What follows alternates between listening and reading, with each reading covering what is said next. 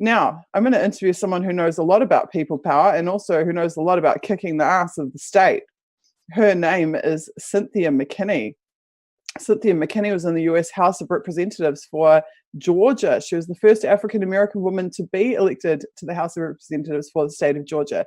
She is an unbelievable advocate for truth and speaking truth to power. She stood up and when nobody else would and took George Bush to task over the Iraq War. She was the US presidential candidate for the Green Party in 2008. She has been a relentless activist and campaigner. She is a beautiful woman, and I'm very proud to call her friend. And I'm so happy that she is here on the stream with us tonight. Cynthia, you just need to, I can unmute you. Here we go. Welcome to the Vigil. Okay, great. Thanks so much for including me. I heard a little bit of your previous guest. The fact is, when I was writing my dissertation, I used WikiLeaks because I understood that the documents that had been released by WikiLeaks were like primary sources, US government officials talking to each other. Never expected that the people would be able to actually see the contents of their conversations. There were other documents as well, email messages back and forth. And I wrote my dissertation on Hugo Chavez and the Bolivarian Revolution and people power, and then how people power can become transformed into state power, and state power can actually lead to transformation in the lives of people, something that we all want. And then what happened is the librarian saw my use of WikiLeaks, then she got busy and started researching other dissertations that had used WikiLeaks. Well, as it turns out, there was only one dissertation that had used WikiLeaks. And because I'm a student of COINTELPRO, the counterintelligence program, I understood that these COINTELPRO documents that had been released to the public, but were basically absent in academia, in the use of scholarship, academic research, in order to inform us of the quality, character, whatever, of our so-called democracy. And so anyway, the librarian gets involved and says, well, you know, President Obama's just prosecuted Barrett Brown for using the very same links that you use in your dissertation.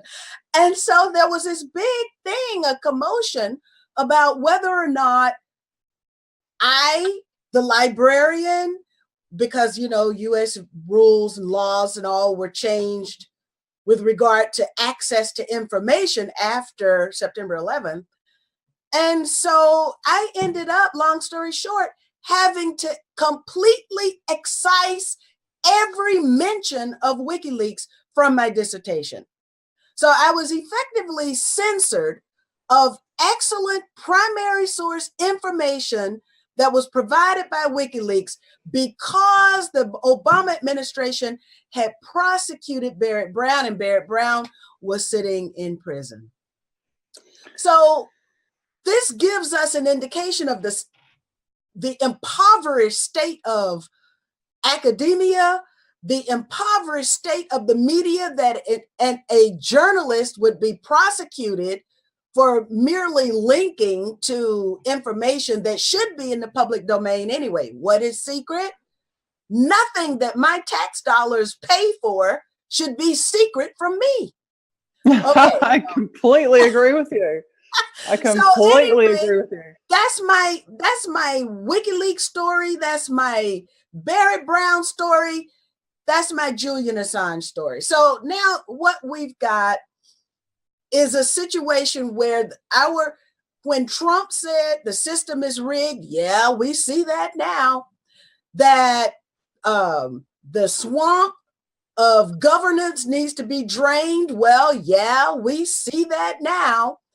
But then how are we to do it if we don't have access to the correct information.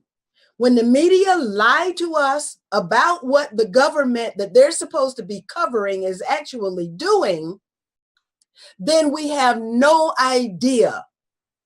And in fact, I believe it was George Herbert Walker Bush who is reported to have said something like, if the public actually knew what we were doing, they would chase us down the street. Yeah, so for us to be engaged citizens, we need to know what our government is doing in our name with our tax dollars. And then we need to stop them from doing things that violate our values.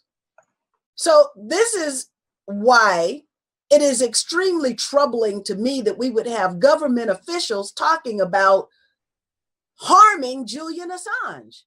Julian Assange has given us the greatest gift that any journalist could give us, and that is the truth about what our governments are doing. Not just the US government, he's given us all of the information. And what he has effectively done is to put media on trial. And unfortunately, I have to come back. If I am a juror, I have to come back with media is guilty. They're guilty of complicity, connivance, misinformation, disinformation. They're guilty of the highest crimes against journalism. In John Pilger's words, Julian is only guilty in the eyes of the media because he has been doing the job that they were supposed to do. That's exactly right. That's exactly right.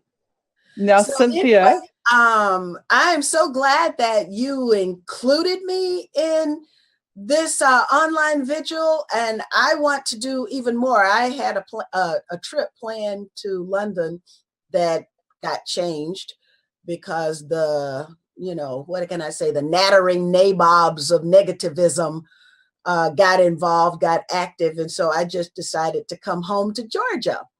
Well, but I wanted us to do a human chain around the embassy or have a stakeout.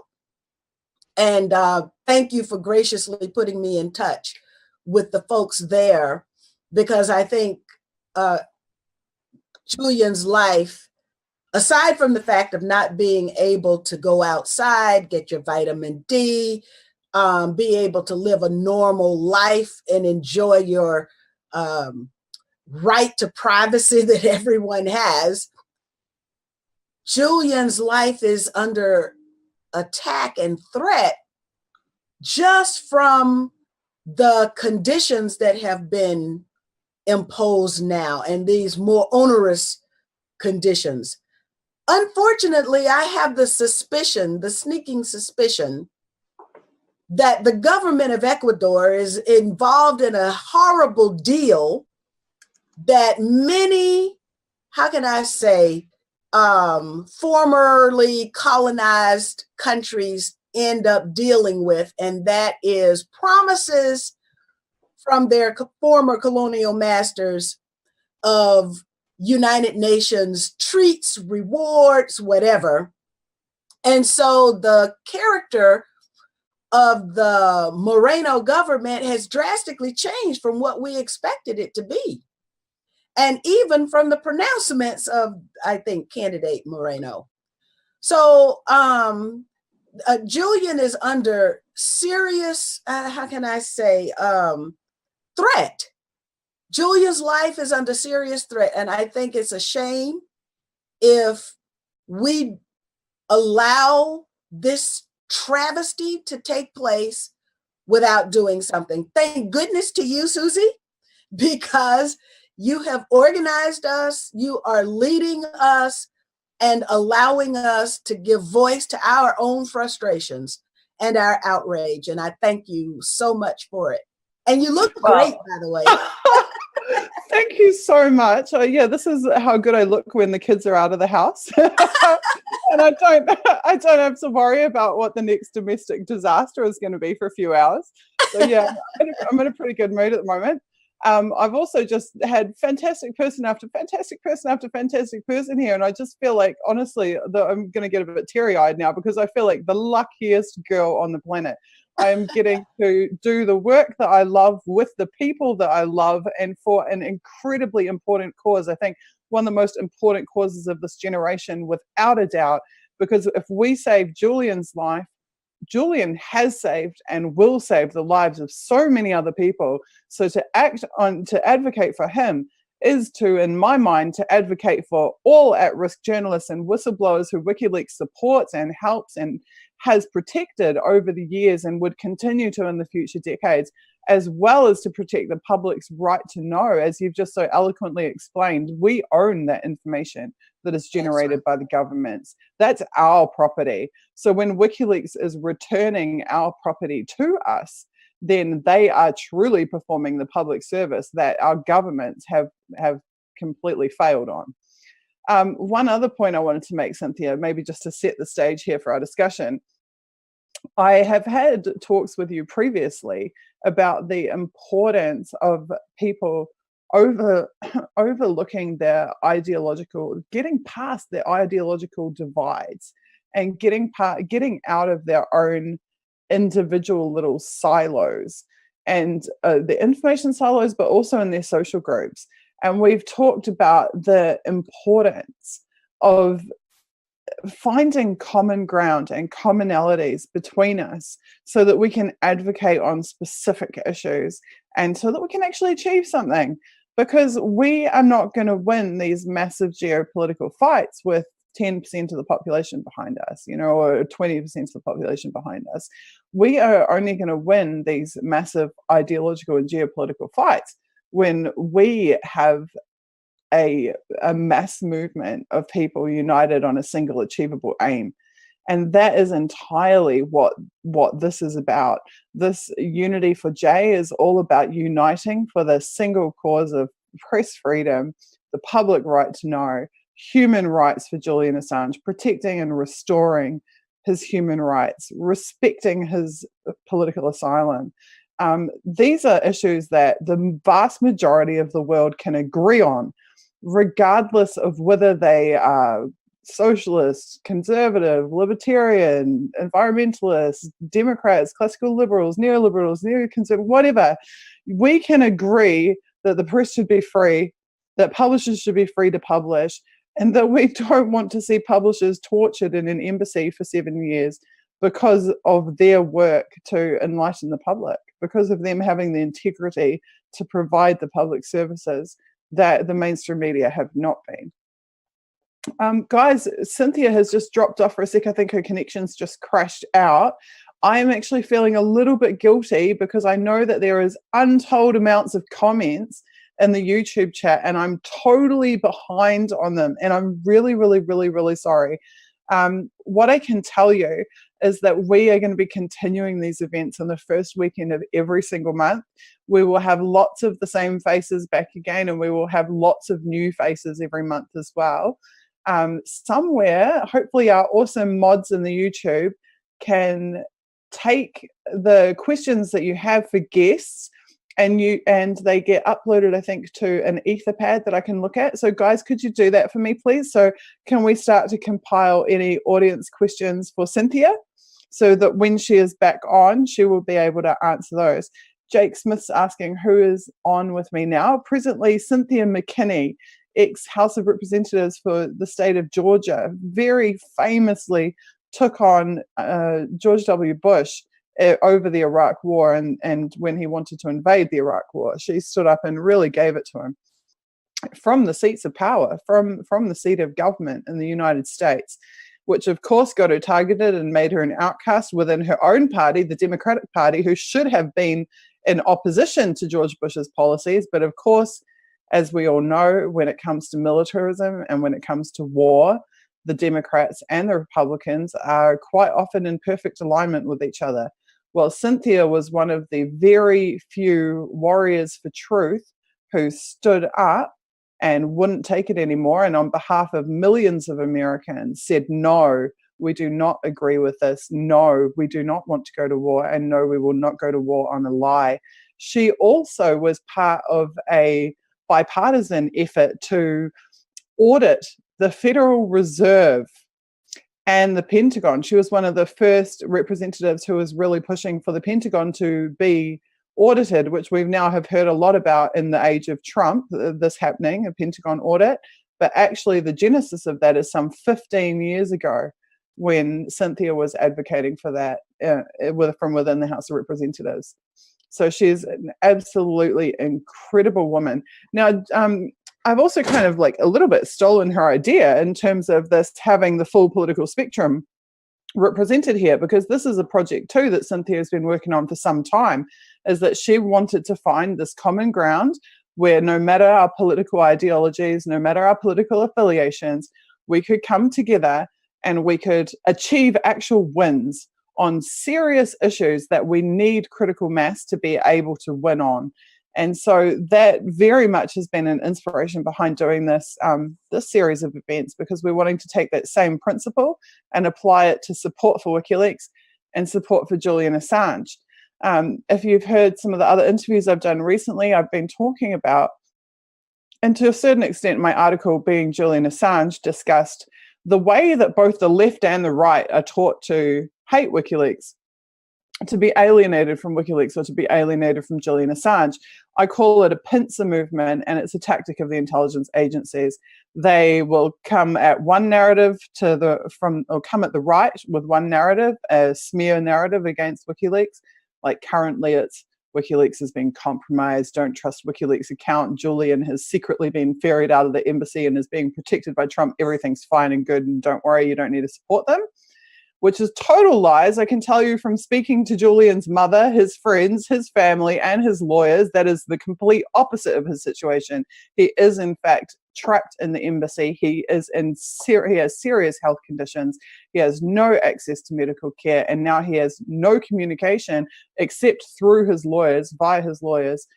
So what the right are being told is completely wrong. And then on the left, we have the left being told, no, don't support Julian because he meddled in politics in the election and it's his fault Trump is elected and blah, blah, blah, blah, blah, blah, blah, blah, blah, which we also know is false because Julian has published detrimental information about every single administration.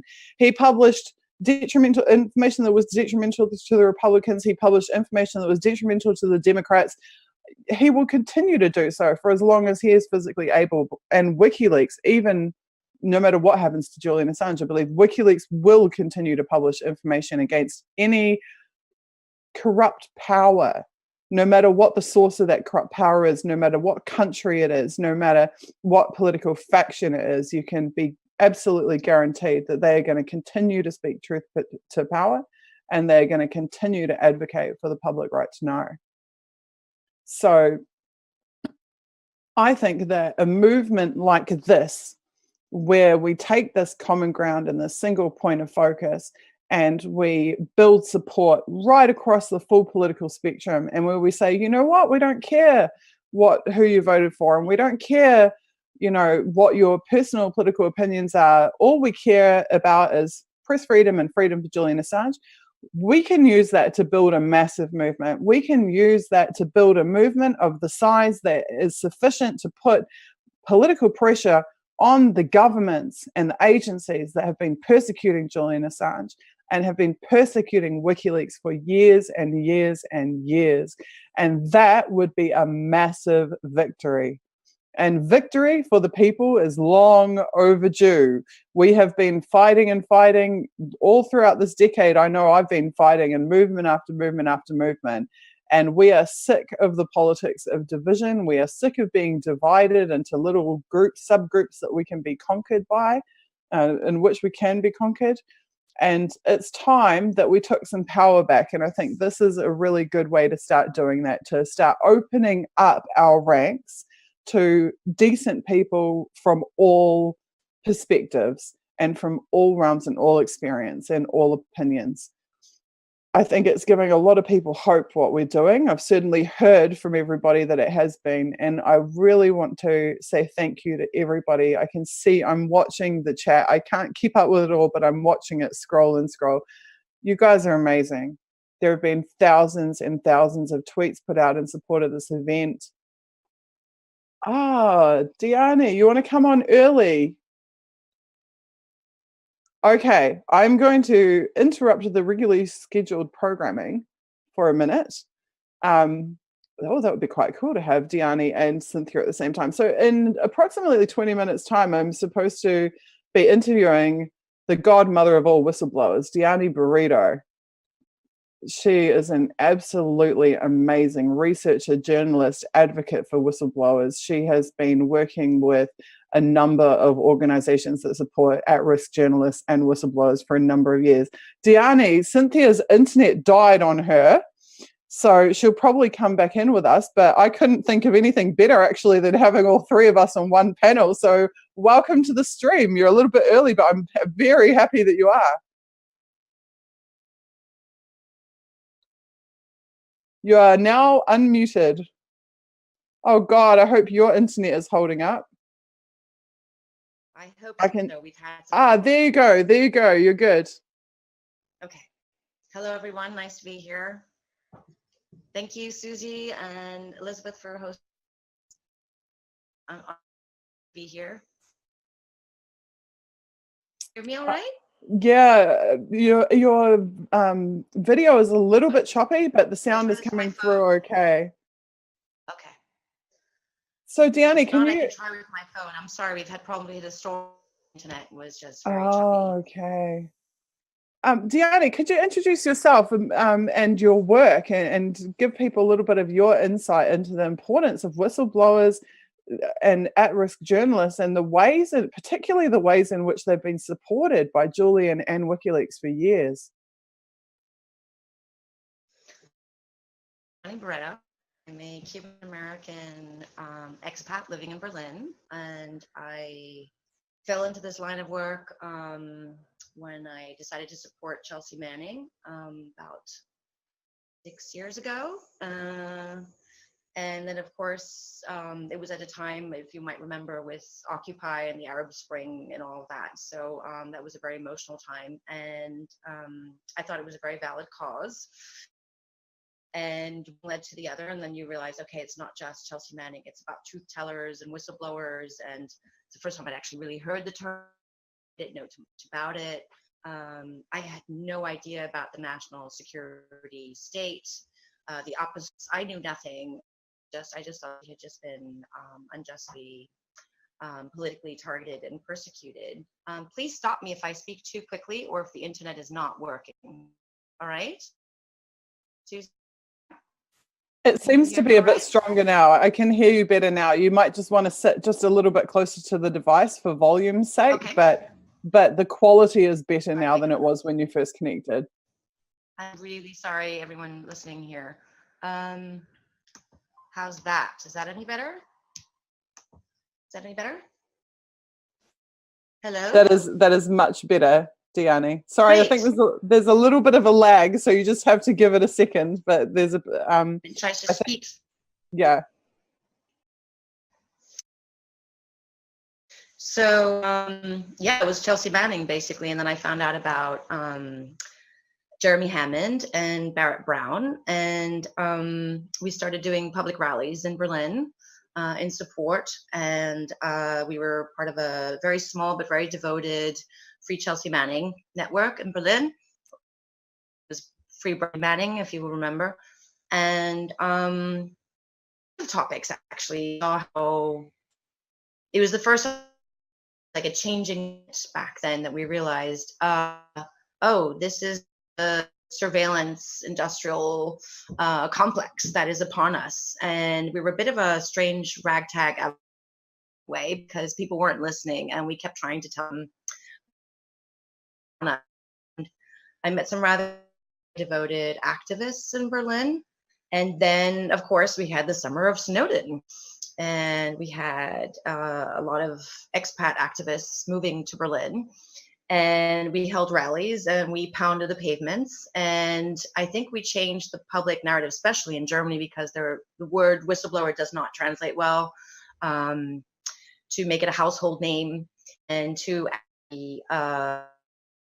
how should I say, encourage parliamentarians to hold this inquiry about the Snowden revelations, for example, which I'll get to that at a later point. And we had a lot of people that were very sympathetic to these causes. It took years, but I'm grateful for a very large community, all different political affiliations and colors, that ended up supporting whistleblowers and bloggers and journalists and people at risk for the public's right to know. The German of Reporters Without Borders, for example, that ended up changing their mission statement to protect bloggers and activists. And we did many events here together in Berlin. And so at some point or another, I became like a go-to person for these topics. I just fell into this. I had no proper schooling for this. I'm an artist by profession. I had done translation work. And one thing led to another, and then the inquiry in the German Bundestag. We got to listen to the testimonies of Bill Binney, former executive director of the NSA, and Thomas Drake.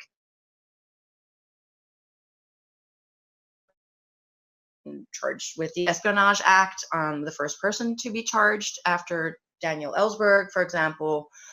And that's how I got to learn firsthand egregious, very aggressive campaign against these apostates, these heretics of the national security state, because these were insiders. So I found it particularly interesting that people were to encourage wrath of the U.S.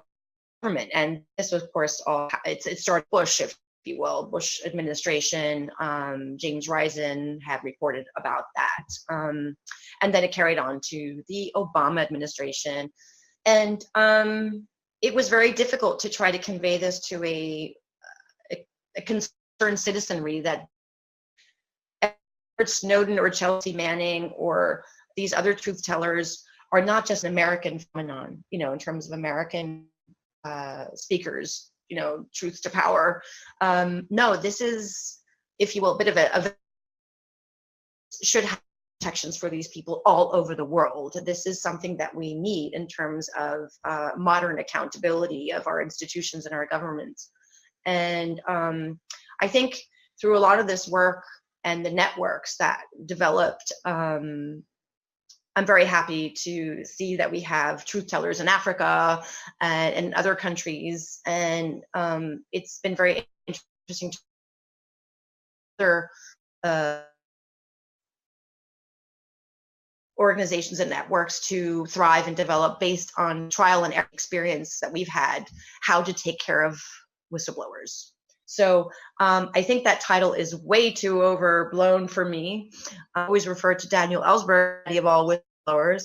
I was referred to that en passant by someone here in Berlin, Jesslyn Radak, who's herself also a whistleblower advocate. And so I think that's just too much. I think learning and hearing the very compelling stories of truth tellers and whistleblowers, I really felt compelled by what happened to them and how their lives had been turned upside down and how they'd become radioactive, or NSA or Thomas Drake would say, you become a universe of one. And that's harrowing, when like nobody talks to you, you're just radioactive. So how do you stay alive? How do you defeat self-harm ideas, ideation, suicide ideation, those kinds of things? So it just happened. It was just that time where you just had to reach out to these people and say, hey, we can find a place for you, and we can find a solution to these problems. They may seem too large. Like in the US, if you're not going to find employment, maybe we can help you here. We had a very network of people that were willing to offer us apartments or employ them or donate or offer psychosocial or medical care or offer them visas, knock on doors, or as they say in German, to polish the door handles. But I think at the end of the day, people did want, and that was interesting to you about that. I'm still very keen on these picks and would like to pursue them in the future. I think how to take care of a whistleblower is a really good thing. And I think we're doing this right now with Julian. And to answer your, I'm sorry, I was big arc there. Julian concerned about many people, let's say, from alleged sources to other adjacent activists or truth, from Jeremy Hammond to Barrett Brown and so forth. Of course, Chelsea Manning. Very disturbing. We'll get back to that. The latest appellate court, upheld all the charges against her. So we see where this is going with Julian right now. It's very, very disturbing, but we'll get to that. So this kind of solidarity, I think, is very important. You may not be a person, but you need to. It's a life-threatening situation. People may not survive this. Have the grasp of the national security state. It will destroy your marriage, will be financially destroyed. The story from CIA whistleblower John Kiriakou is they will do everything to destroy you. So it's important when people actually reach out as people in prison to show that no, you're not forgotten, you're loved, you're lauded for the courageous act, of speaking out or risking everything for the public weal, which is a highly unusual trait in people. That's why I found it so interesting. And these people displayed exceptional courage and character, which I was really, really keen on. And they have a very resilient sense of humor. They happen to be good friends. They're accepting people. I'm glad and honored to know some of them and to have maybe assisted in some way or another. But again, the credit's not mine. The credit is with the whistleblowers. And that's why I'm here today, as much as I hate speaking in public. But thank you for inviting me, Susie. It's interesting that you say that, because I hated cameras. I was mortally afraid of cameras. When our live streamer would begin live streaming at Occupy, I would make him inform me when he was going to go live so that I could go in the opposite direction and be nowhere near where the camera was. And I myself, by necessity, started taking protest footage that I could send around the world to amplify our actions. And I never, in over 100 videos that I took and circulated that have been published on news sites and all kinds of places, I never, ever, ever once put myself in the frame, because I didn't want to be in the frame. It was like, honestly, it was something people would ask me to speak at events and I'd say, I'm not a public speaker. Why are you asking me? Go ask someone who's a public speaker, But at a certain point, I think, especially when you have a series of unique experiences and when you have an obligation to inform people and to tell your story, at a certain point, you really have to. And it becomes almost a responsibility. For me, if I had not finally said, okay, it was me all along, here I am, this is what's really happened and what's really happening. If I hadn't said that, I would have been doing a disservice to my country and not alerting them to really what was happening. I would have been doing a disservice to many of the people I work with as well. And so I feel like sometimes life serves you up, not at all what you thought you wanted or not at all what you thought you were expecting, but then beautiful things can come from it. And so it's taken me ages. I know if people watch my documentary, I'm petrified in it. I'm literally petrified. And it's not even because I'm talking about intelligence agencies. You still there? Yeah, can you hear me? I was just saying in my documentary on YouTube, Diary of a Person of Interest, where that was the first time I ever put myself on camera. And I'm petrified in it. Like at parts, I'm literally shaking. And it's not because I'm talking about intelligence agencies and surveillance and being targeted, because I had been dealing with that for so many years that I'd already mentally come to terms with it. But I was just petrified of the camera. And yet people see me now and they're like, wow, you're so or natural on camera or whatever. It really is something that you learn. And the drive to learn it is the sharing. It is the information sharing. And this, I think is quite synonymous with WikiLeaks and what WikiLeaks does, because I don't think that Julian set out to be in the position that he is in now. I don't think he set out I don't think he set out, with the idea of WikiLeaks thinking, oh yeah, I'm going to meet Lady Gaga and there's going to be a Pentagon manhunt for me and I'm going to end up exiled in it's clear that this was never the agenda from the outset, but that he felt wanted this outcome. Nobody wanted this outcome. Exactly. We don't choose the outcome. We don't choose the net result, but the choice that we do make is that we have the righteous indignation at the injustice, at the crimes that have been committed and the disservices done to the public. And that gives us the drive to do everything in our power to right it. And then what results from that is actually about the external forces that interfere with us more than it is about ourselves. So for that, I think that as much as you say you're not a public speaker, as much as you wouldn't have put yourself on camera or been on the speakers list a few years ago, you now have an obligation to share the information that's inside your head based on your experiences of these very significant people whose lives have converged with yours. And I'm really grateful that you are here to do that for us. So now I would love to hear about the summer of Snowden.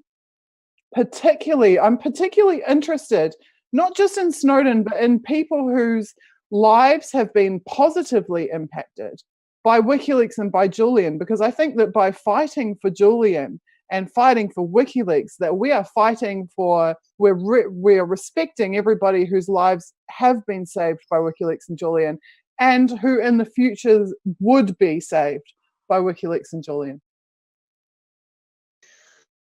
Well, first of all, it's much easier to talk to you than me just having a monologue. So thanks for that.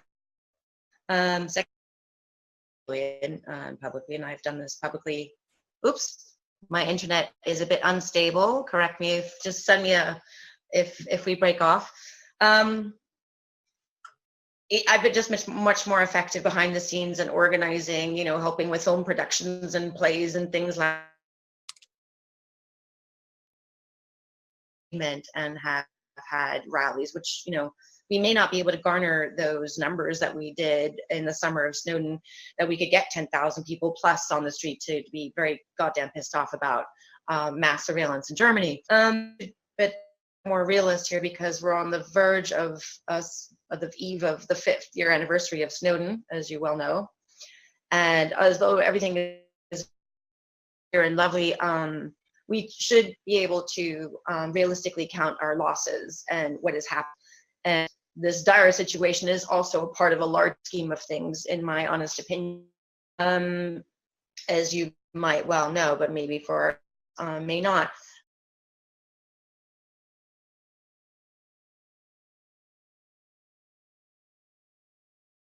But all topics. So you can see the 5 I enroll this, and what Snowden wrote to us, for example, and Germany was a key player in the Snowden revelation. So what happened in Berlin? I remember the day that I found out about it. It was like a day like today where, well, reality has been 1 year in prison, like one day in June. But who would do that? How did this happen? We've been taking care of or advocating for Chelsea, but we had never seen anyone who's willing to go to prison willingly and put their name on it, and incur that great risk. Probably was death, torture, solid confinement first, and then left in Hong Kong. Once we started connecting the dots and finding out how this actually came to pass, and how brilliant one of Julian's mentor, or person who cared for him a great deal, Gavin McFadden, Presidente, may he rest in power, had this very interesting ideas, approach, and network through his journalistic sources. Let's reach out. Let's save this very brave whistleblower, and convened and had experience with blockade. Of course, and who I'm very privileged to know and love as a good friend. People that would actually do and bring this upon themselves and put themselves at risk and maybe never be able to visit their homeland again or see their friends and loved ones again in order to save somebody. So this was all kind of happening in Berlin. Then Berlin became this, if you so, I'm not trying to embellish this, but Berlin became kind of the refuseniks capital, to quote The Guardian. And there were several articles upon this. And then, of course, Jacob Appel, Berlin, established network here of supporters. And then, of course, Laura, on his behest, also moved to Berlin in order to make this film, or the Citizen 4 film, because she had been stopped so many times at borders that she was afraid that, of course, the material might be confiscated or destroyed. So Berlin became this, unwittingly, became like this whistleblower capital. Although that many whistleblowers in Germany, it's not part of their culture, and that's part of the changing narrative. So more and more people started moving to Berlin. Okay. You just let me know if working. And so it became very interesting that we would have, more films being produced here. And of course, we have Julian and WikiLeaks to thank for this. Now, that was, it appears that Snowden took this route. He thought that was according to his conscience, the best approach to what he thought his way of putting this information in the public, that he handpicked these two journalists, Glenn and Laura Poitras, for example, because he wanted journalists to sort through the materials and say what belongs in the public interest or in the public domain, and what shouldn't. Or he wasn't there to reveal state secrets just for revealing state secrets as a spy would. And he's very, this is something about whistleblowing. You have principlers, you have less principled whistleblowers. Is it for self-interest? Is it for to seek revenge upon someone or something like that? So although he decided to not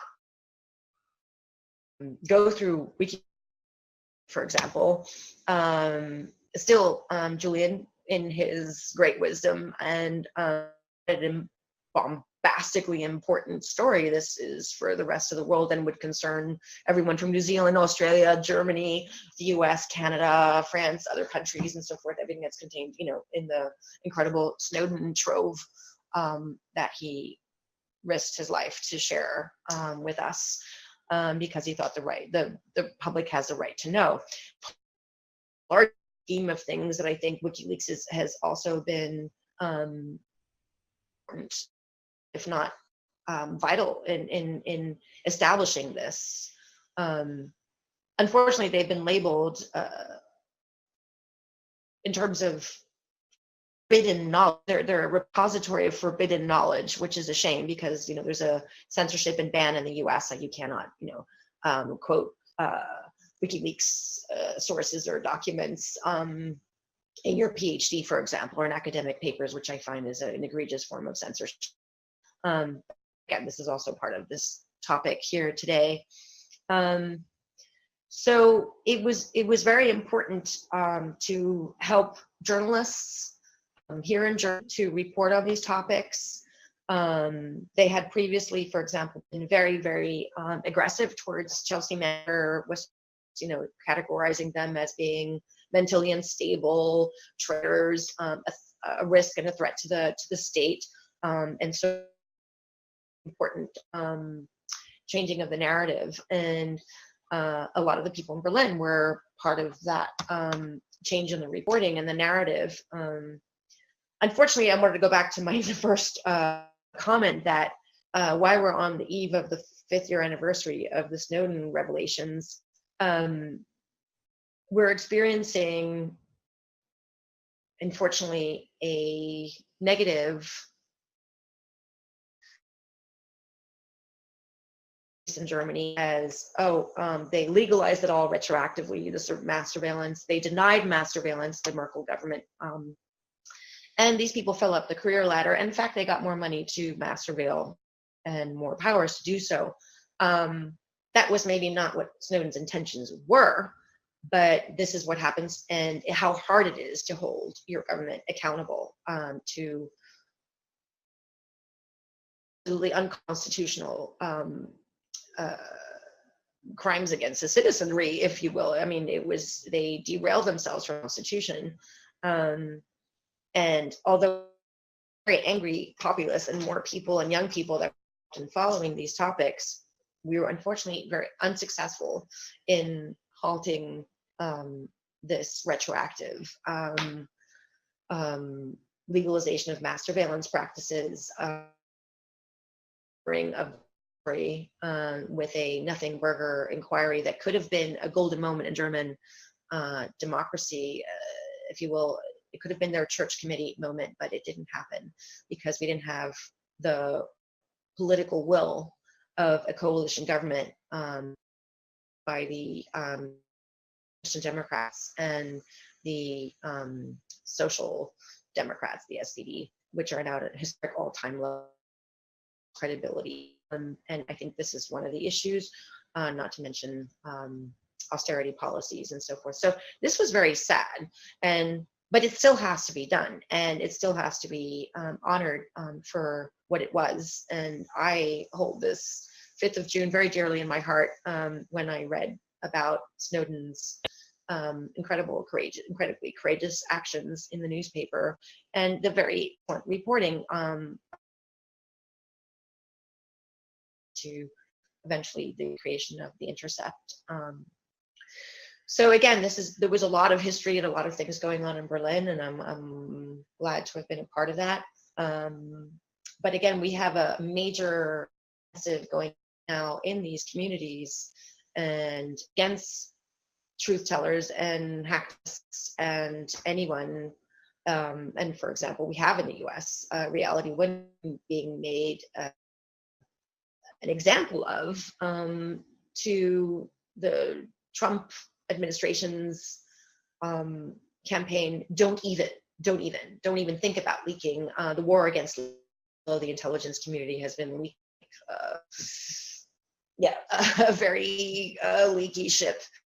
And of course, the double standards of who gets to leak and who gets slapped on the hand and who gets to, get slapped with Espionage Act.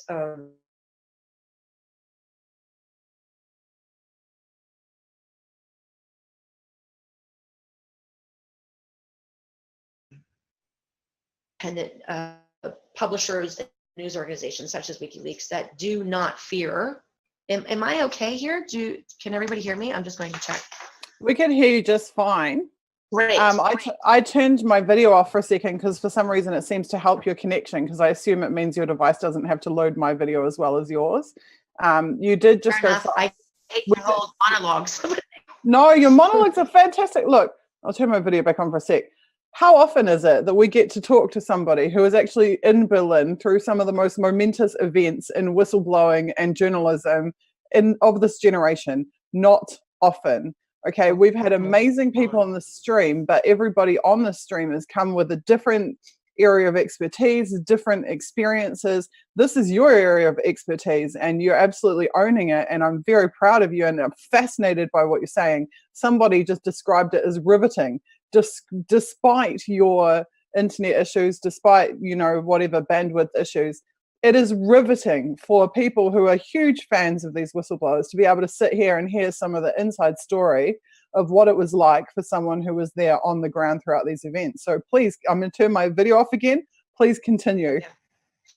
Okay, so again, this is on now of empire and the Pompeo doctrine and the empire by WikiLeaks, and they will make an example out of anyone who's willing to publish anything that will embarrass the empire as we're seeing now. And which I find another interesting aspect of this, how the US government is deploying like COINTELPRO tactics against supporters, volunteers, smearing their reputations either through, let's say the alleged CIA Vault 7, 8 source with child porn. It's like all the men get slapped with some sort of sexual assault allegations, and it's quite boring because very predictable point. We've seen this with Matt Tahart and others, and Jake Applebaum and so forth, Julian Assange, and others. For example, the PR firm Trevor Gibbon and so forth. You know, these are highly contentious, but this has been able like to divide and conquer and separate communities. And this happened in Berlin, as you well know, as you reported upon this, about this in Applebaum, the case of Jacob Applebaum. This divided a Tor community. And to this day, it's field and pretty much broke. Oh, we're on the winning side, and supporter for the truth teller whistleblower narrative to keep and encourage whistleblowers to come forward, that they will be supported, that they will find people that are willing to help them, that their defense, people and so forth. I don't think the case, which is very unfortunate. You can see in the case of Reality Winner.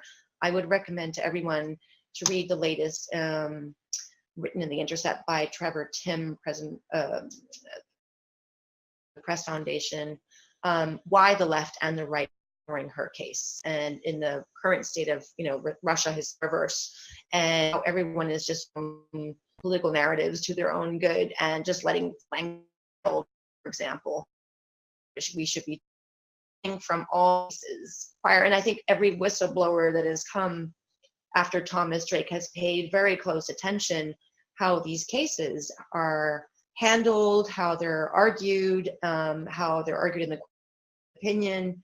And the US government tried to keep Chelsea Manning, her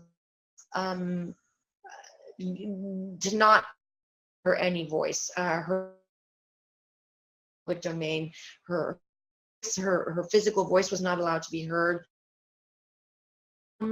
By Freedom of the Press Foundation, if you recall, they try to silence them like purview. And if we keep them alive, and if we campaign hard and do it every day and make sure that people are talking about this every day, you might get to a point where it got Obama, the last 2 days of his administration, had to commute, and not pardon, I thought that was rather spineless, but that's my personal opinion, to commute her sentence because it was already too deafening. So that was, if you will, a successful campaign, which I'm also proud to have contributed to here in Berlin, that we campaigned very hard and, hustled hard to make sure that there was money raised defense, and for her appeal, which is going to be a watershed appeal concerning the Espionage Act, which is the most draconian tool wielded against whistleblowers and truth tellers or journalistic sources, that was conceived over 100 years ago, lodged against spies, not people who are trying to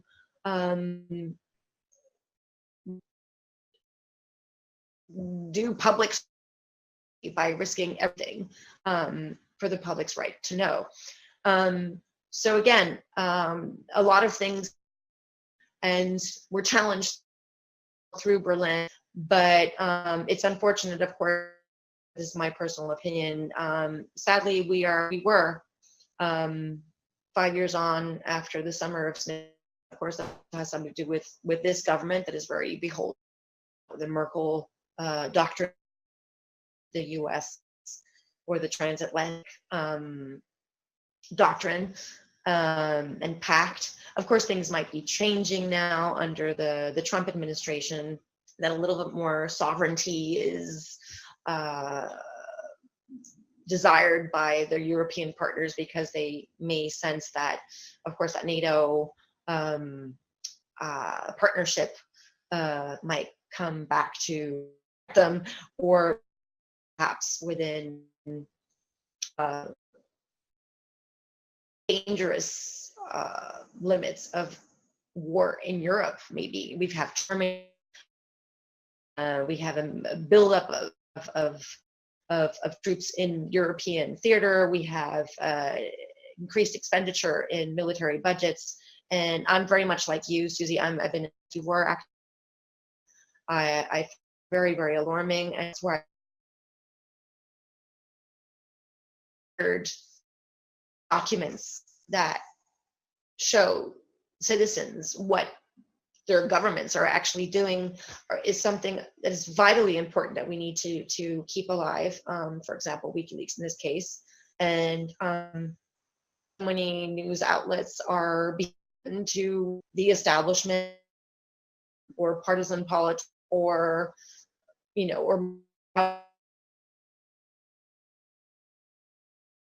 should I say, mouthpiece, or the agencies. And this is such a strange development. It's highly puzzling and irritating, to see people like Ray McGovern being beat up like that and have his shoulder gratuitously, dislocated and being beaten up like that, because someone from the CIA is actually, going in the Senate hearings and trying to. I think that is just, we've become, I don't know what we've become. It's just very disconcerting, but we need more people to have civil courage and the moral courage to stand up. And we need to support independent media, because the what do they call them? The legacy or the heirloom or whatever those outlets are to say. And it's sad, the New York Times or the Washington. I'm not there, but the Russia hysteriverse has just taken over, and common sense is left. Proof has been lodged or brought forth of these very serious complaints, for example, against WikiLeaks or Russia's influence on the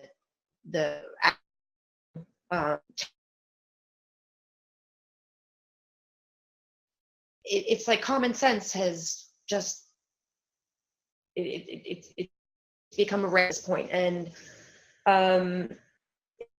interesting and very important to have these kinds of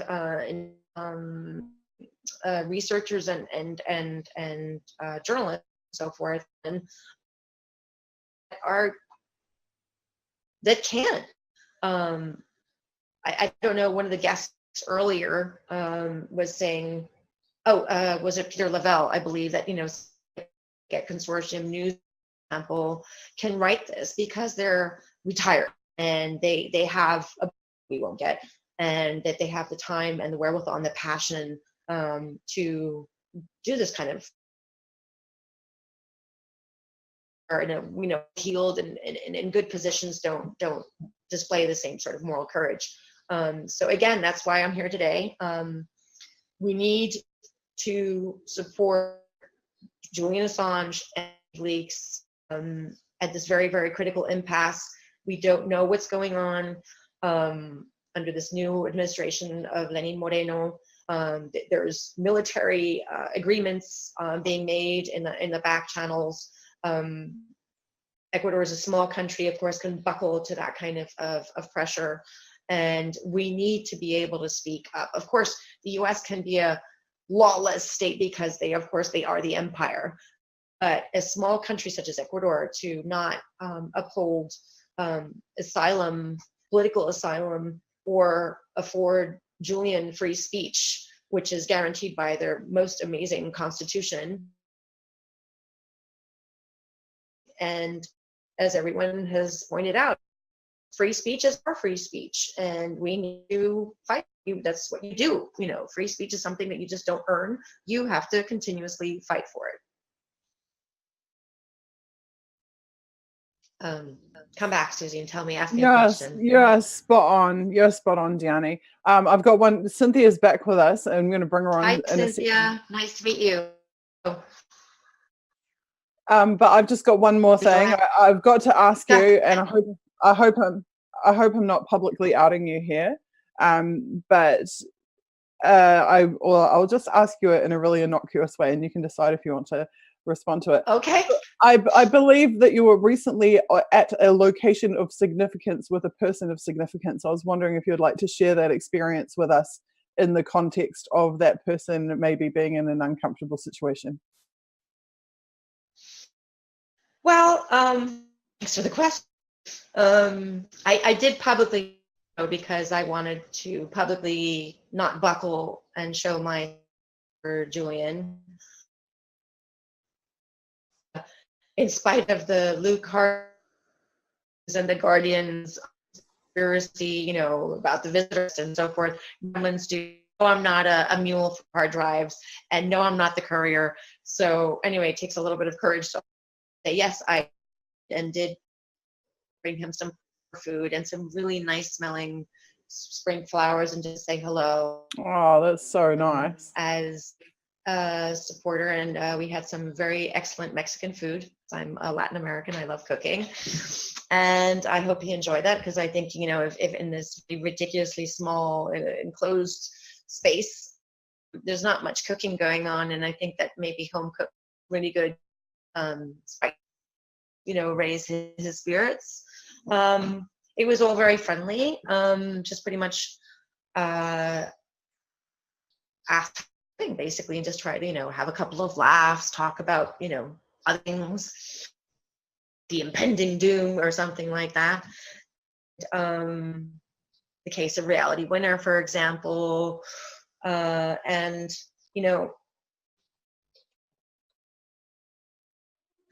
I have supported all the whistleblowers, and I where's my support kind of to that? And I know that, John Kiriakou and Matt Ho and others have been tireless in their vocation to speak out, but every possible occasion, Lisa Ling and Sean and others, and I've tried to help and facilitate those kinds of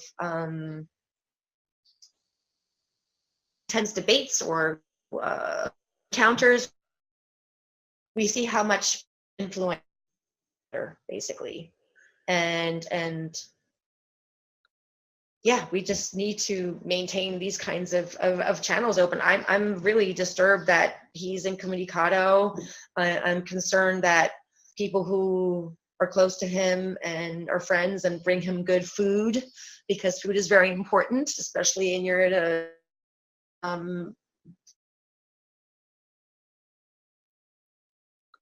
need proper nutrition. And if you can't go shopping for yourself, who is going to cook for you, bring you food, or offer comfort or companionship? I know he has a lot of friends that used to come just cheer him up and so forth, and now that's not happening. This is a very serious case, and understand journalists speaking up. If the same fate, if they would suffer the same fate, God, you'd wish that other journalists would speak and say, oh my God, I can't get medical attention, I can't leave the building, I can't undergo an pain, I'm separated from my friends and loved ones, I cannot receive information. Of course, these are all universal rights, human rights, the access information or to impart information. Free speech has fearless speech, which we all admire. So yeah, that's why I was there. We were in London for a 15th anniversary of whistleblower Catherine Gunn that had gone to the Guardian's Observer and pretty much blew the whistle on the UK's and Intelligence yeah, for their work. Well, right. So I happened to be in London, so that's why I happened to go there, because if you're in London, and back then you could do that, to go and meet granted that the embassy and so forth, you had to go through security and so forth if they're, and if there was time and space for that. Say hello. Sorry, but you go in person. It's amazing. Okay, Diani, I know how much is in that head of yours that is going to be of interest to absolutely everybody. So I would really appreciate it if we can bring you back on next month, first weekend of next month. But I would really like it if you could do it from CCC with Andy, maybe, but definitely from CCC. Use their Wi-Fi. Have a little crew of CCC. Have a little crew of CCC techs around you. That's the best. It's just like their Wi-Fi networks and their DSL is like a third world countries. I'm really sorry to say that, but that's yeah. Okay. And thank you very much for having me on. And hello to everyone. Thank you. I think having you at CCC would give you probably the best tech support, arguably, of anywhere in the world. Good. It's just Sunday and I'm home with my daughter, so I had to do it from home. I so appreciate you coming. It's absolutely fantastic. Thank you for your work, and thank you for this vigil. I know how much work goes into it. Thank you to everyone who's joined in at the last moment, and I hope that we're more and more, and we get louder and louder, and that we manage to get Julian reconnected, and that we should speak very loudly for his safe passage. Oh, I hope so too, and we are certainly going to keep fighting for that. Thank you so much, Diani, for being here. It's really special. Thank you. Good night, everyone. Night, bye from Berlin. Bye, Berlin. We miss you. Take care. See you. Okay, back by popular demand. Literally, I've had people tweeting at me when is Cynthia coming back on, and what happened to Cynthia? Cynthia was killing it, someone said. Oh. Cynthia was killing it. And someone else like, preach to us, preach. So, Cynthia, take us back to church. Oh, I haven't been ordained yet. the church of freedom of information, of unity of purpose, and of speaking truth to power. That's the cathedral we're in tonight. Yes, that's right. That's right. And I guess we cannot receive enough of it, because the sad fact is, like, as you know, I started this journey in Asia when you and I first began to talk. And now I'm in the United States. I'm at home with my mother and I'm watching, right? I've been here about 48 hours. Still a little bit jet lagged too. And so I'm just at a complete loss at how the US media have so deteriorated. Now, maybe they were always bad and I just didn't know how bad they were because I was young, I was indoctrinated. But a careful reading of the COINTELPRO papers informs me that they were that they were bad back then, and that there were hundreds of US journalists who were on the CIA payroll. They were beaming that information illegally into the minds of people of the US, propagandizing people of the US, even lying, outright lying to people in the US. There were media houses, there were publishing outlets that were also owned and or controlled by the US intelligence services, whether it's the CIA or the FBI. And so when I look at what's happening in the US right now, all with the Trump stuff going on, and I'm saying, well, there was no rule of law.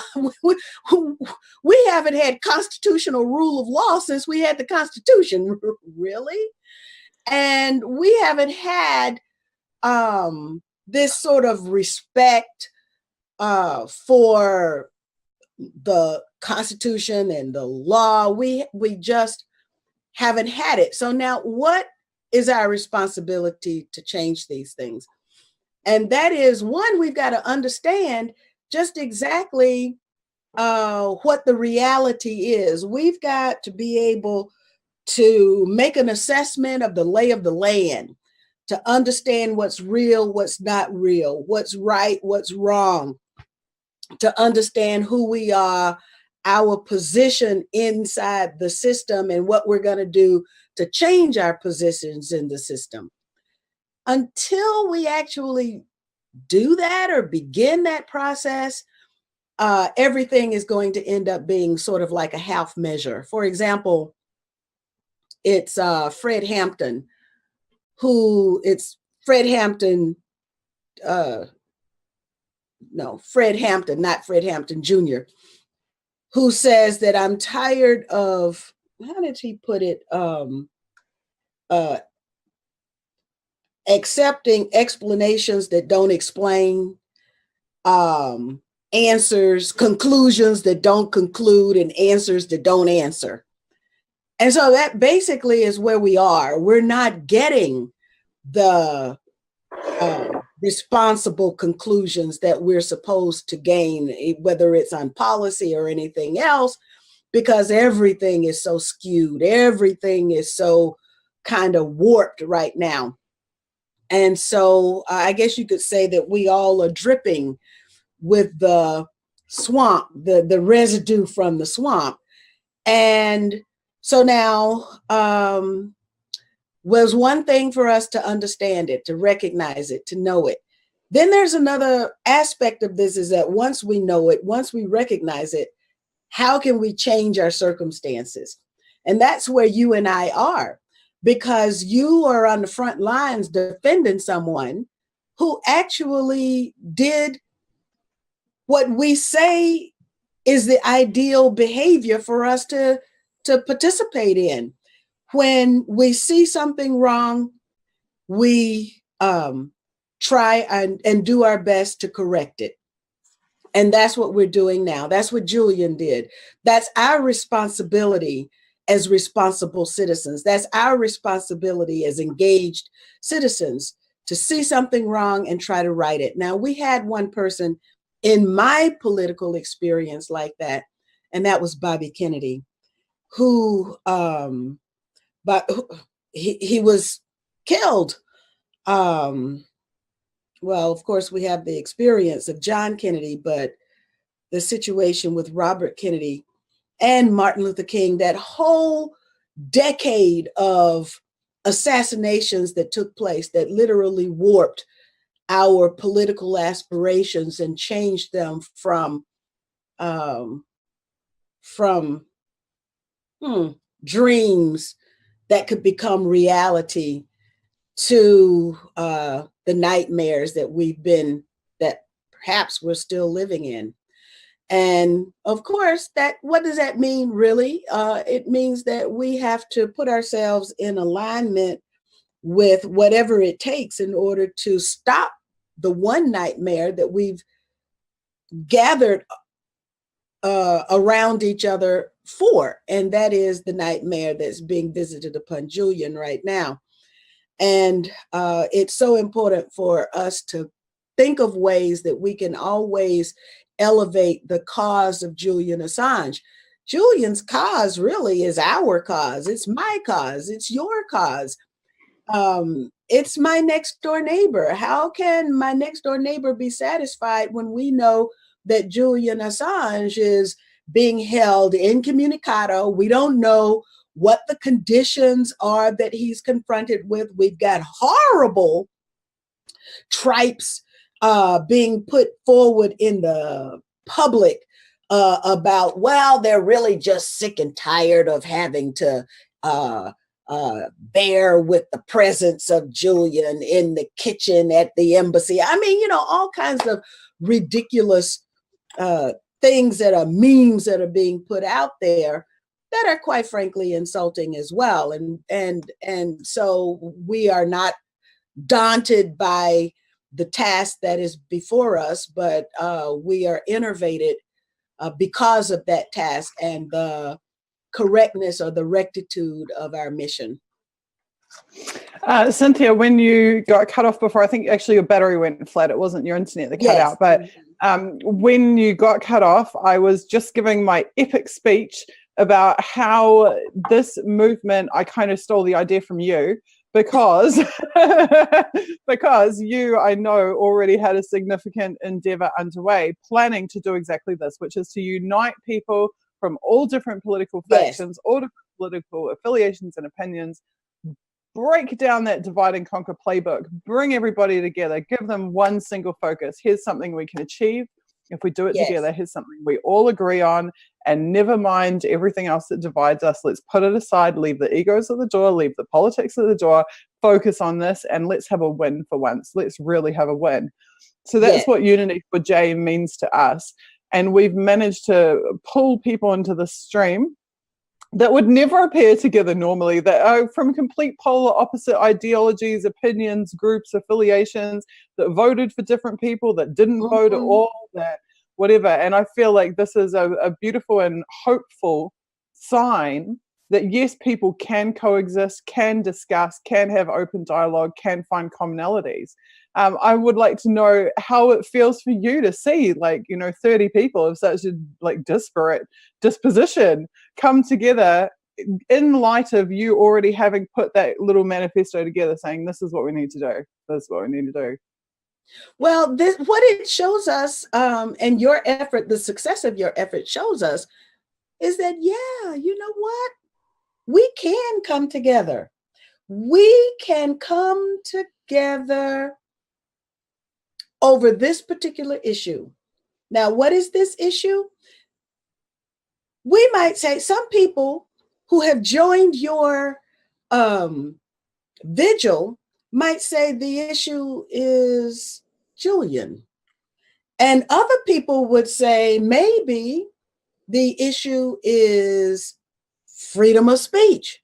And some other people would say the issue is access to journalism. So everyone who comes into Unity for J has their own particular reason for coming into Unity for J. But at the end of all of those disparate reasons coming swirling around in that wonderful soup, the bottom line is that, we find out through this wonderful experience that we can talk to each other. We can have a conversation, sorry for that ring, that we can join in with each other, and that we don't have to end up being the same thing. We don't have to end up being the same person. We don't have to end up being exactly alike. We can come together for Julian, with bringing all of our different rationales, and we can emerge stronger for our ultimate objective, which is Julian. Isn't that is beautifully put? And I would add, because it just sparked the thought in my mind when you said that it is the state that tries to enforce conformity. It is the state that wants us all to learn the same thing, grow up the same way, have the same experiences, want the same things, desire the same things, spending our time doing the same things, etc., etc. This is how the state functions to control us. We don't have to do that to each other. We don't have to force each other to conform. We don't have to be carbon copy agent Smiths from the Matrix. Thank you so much. This darn message is going on forever. People have just begun to understand that I'm back in the US and this phone hasn't stopped ringing. Sorry about that. But yes, you're absolutely right that this is an opportunity for us to demonstrate how easy it is for people from these diverse backgrounds to come together. Now, of course, I also understand that at the end of it all, what we're going to have to do is push more issues into the smaller space. And therefore, I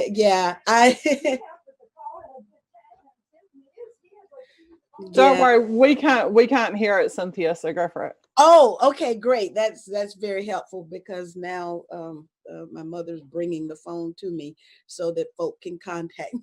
So anyway, so yes, and so this is what I think in the end, this is the culmination of any particular idea that I would have, but that I know we all share, of being able to come together and defeat that divide and rule tactic. It is a tactic that has been quite successful because the major media have successfully divided us, along with the powers that be that control those media, have successfully divided us along. Well, we've got a population that's balkanized in any kind of way that you can balkanize a population. We're there. And some may call it identity politics. They can call it whatever they want to call it. But the bottom line is that it facilitates that divide and rule kind of activity that keeps us sort of siloed off, separated, and then ruled. Well, how can we defeat divide and rule? That's got to be one of our main objectives. And why the unity for Julian is so important, because as you have correctly put it, people are coming from all different backgrounds, points of view, left, right, which of course I believe there's a whole new kind of political paradigm now. And this left-right thing is something that is used to carry out the divide and rule strategy or tactic. But that now what we are evidencing through Unity for Julian is that it is possible for us to defeat divide and rule with a practical application. Now, we kind of had an idea about this when, well, if you go back to Paulo Freire, Pedagogy of the Oppressed, one of my favorite books to learn from. And at the very end of Pedagogy of the Oppressed, Freire gives us the paradigm, really, for resolving this issue. And that's what I want to test in my power cells idea. Okay, so basically what Freire gives us is he gives us the 4 mechanisms of oppression. And then he also gives us the 4 tools for liberation. And so basically, those mechanisms of oppression, one of which is divide and rule, what we just were talking about. The other one, conquest. Another one, manipulation. And then the final one was cultural invasion. But just as Freire gives us the mechanisms that power uses to control and dominate us, he also gave us the tools that we can use in order to liberate ourselves. And he called those the tools for liberation. What are those tools for liberation? Well, unity for liberation is one of those tools. Cultural synthesis is another one of those tools. Cooperation, another one of those tools. And cooperation, organization is the 4th one. So we've got cooperation, organization, oh gosh, now I can't even think. but I just mentioned them. And so those are the, sorry about that. So we have embodied in Unity for Julian, Unity for J, Unity for Julian, what do we have embodied in Frady's Tools for Liberation? We've got cooperation. And so that means that we're learning to work with people we've never worked with before. Isn't that wonderful? So we've got cooperation. We've got unity for liberation, because we, despite our varied interests, backgrounds, perceptions that we bring into Unity for Julian, bottom line is we have one mission, and that is we want to protect Julian Assange. Cooperation, unity, organization. Organization is demonstrated by the fact that we've even got Susie Dawson organizing these vigils, these internet vigils. So this takes a kind of organizational skill that is needed if we are to free ourselves from the oppression that sort of presides over us all in one way or another. And then the final one is cultural synthesis. And so basically what that is that all of us coming from all of these different backgrounds and whatever, but the bottom line is when we are together, we are together. When we come together with this singularity of mission and singularity of goal, we also are creating something new in terms of the kind of culture that results from all of us coming together. We're creating something new. So this is the embodiment, in my opinion, of Unity for Julian, is the embodiment of the tools for liberation, use of the tools for liberation as described to us or as theorized to us by Paulo Freire. So now I would like to do a similar thing with the power cells in the US, so that our result is that by coming together, utilizing these 4 tools for liberation, that we can liberate ourselves from the political, social, cultural oppression that serves itself by dividing us. I think we can do it because you're demonstrating here that we can do it.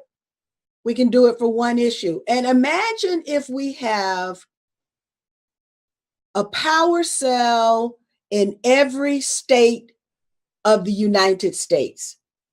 And that power cell is comprised of individuals who voluntarily come together and say, we recognize that we are oppressed in various ways. Oppression manifests itself in our lives. And we want to rid ourselves of the deep state's ability to divide us so that we are never able to reach our ultimate objective, which is the expression of our individual sovereignty and our freedom. Well,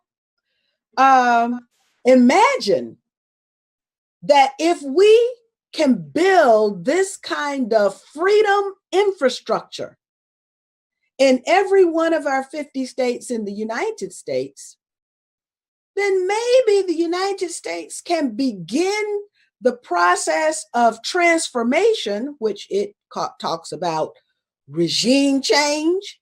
Okay, well, we can have some regime change in the US, and it's all brought about by people power saying we've had enough, we're organized, we're united, We are going to create a new culture for liberation. Oh, wow. Imagine that. Oh, I can't even imagine the force for good that the United States could become. It's the dream. It's the dream that you were just talking about. You're talking about the decade of the 60s, you know, Martin Luther King, Robert and John Kennedy. You were saying we had the dream. That was the decade of the dream that we could realize. And we are now sitting here, 50 years later, and we still have the dream. Yes. We still have the dream, but maybe we have a few more tools to realize it. Yes. Well, you know what? Central to that is each other. Absolutely. Each other is central. But now, you know what? In the 60s, we almost won. Susie, this is the thing. We almost won, because I came just on, you know, I was like on the cusp of all of that, not the leading edge, but the back edge of that near victory. And so I was personally dashed. I was personally stabbed. My dreams were personally doused by that decade of assassinations. And but not entirely, because look at everything you have done since then. And obviously that had a heavy influence and impact on you. You've put yourself on the line. I mean, you have the role that you played tackling almost solo tackling the military industrial complex at a historical moment where everybody had been fleeced into going along with the status quo. And the status quo was, let's bomb millions of people. Let's turn Iraq into a parking lot. Yes. You had the courage, you had the fortitude, you had the words. You had the message. You were able to stand up and absolutely nail it in a way that 15 years later, people are still sharing the video. Yes. Well, you know, I had a lot of friends who propped me up. I had a lot of friends. Oh, you're going to make me cry now. Because when I start to remember people like Mike Rupert, who was standing in the doorway of the House Armed Services Committee meeting when I challenged Rumsfeld on 911. And then there was Omira. I can't remember her first name. How come I can't remember? She's the journalist. And they were helping me. Oh my gosh. You know, the sacrifices that people have made, the contributions that people have made, what we don't have now, this is when I think about those times and I think about what's possible now, because I do in kind of way think that we are almost recreating 1968, you know, that thing, recreate 68. Because in the 1960s, we had critical mass. And the only reason the state had to resort to assassinations on every level, I will remind you, not just those political icons, but our opinion leaders as well. That's the story of COINTELPRO that has not yet been fully told. But the reason the state had to resort to assassinations was because we were winning. And so September 11th, 2001 was sort of like the culmination of their victory over us. And that's when you combine the effect of, well, you know, in network theory, it's sort of like, how can you destroy an organization? And decapitation is one of those ways. It's not the very crude ISIS videos that were created by the $500 million contract that the UK gave for media perception management. But the decapitation of organizations by eliminating, neutralizing, to use the language of the FBI and COINTELPRO, by neutralizing its leadership. And so you neutralize the leadership, you decapitate the organization withers, and your threat then is diminished. And this was the model that was used by the owners, the controllers of the US deep state. Now they've changed. That was back in the 1960s. It's a whole new crowd that controls the US deep state now. And that's the process. But our ability to defeat that new crowd that controls the US deep state remains the same. And you correctly pointed out that it's about people power. There's only a few of them. And even with all of the power, the technology, we are in a race, however, because the intrusiveness of the technology now comes, their technology through nanotech can go down into our cells, right? With what we breathe, with what we consume. We don't know what's in our food. I just posted on my Twitter a thing, a video saying we don't even know what's in our food. So their ability to change us in ways that we are not even aware of demands that we understand that we're in a race for our freedom and that the situation is urgent. Now, I've been screaming for 26 years. 26 years, the same thing. But now, for whatever reason, there's a lot more people who are screaming too.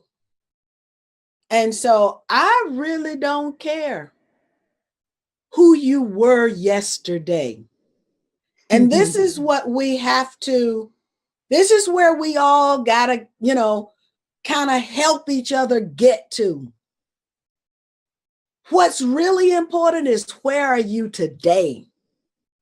And if you're beside me, and maybe I'm in a silo and you don't know that we are together, then let's kind of pull that down and relearn the most human of all of our characteristics, and that's communication, And that's how, when my relationship with you is mediated by this thing, and we're just doing this thing, and it's not this thing that we're hugging each other and touching each other and feeling each other and crying together, laughing together, because honestly, technology can help us, but we cannot lose sight of what makes us human. And we cannot divorce ourselves from those feelings. And I am so thankful to you for helping me to remember, oh my gosh, all of those whose sacrifices we stand on right now. And what we had back then was, we had people also on the inside.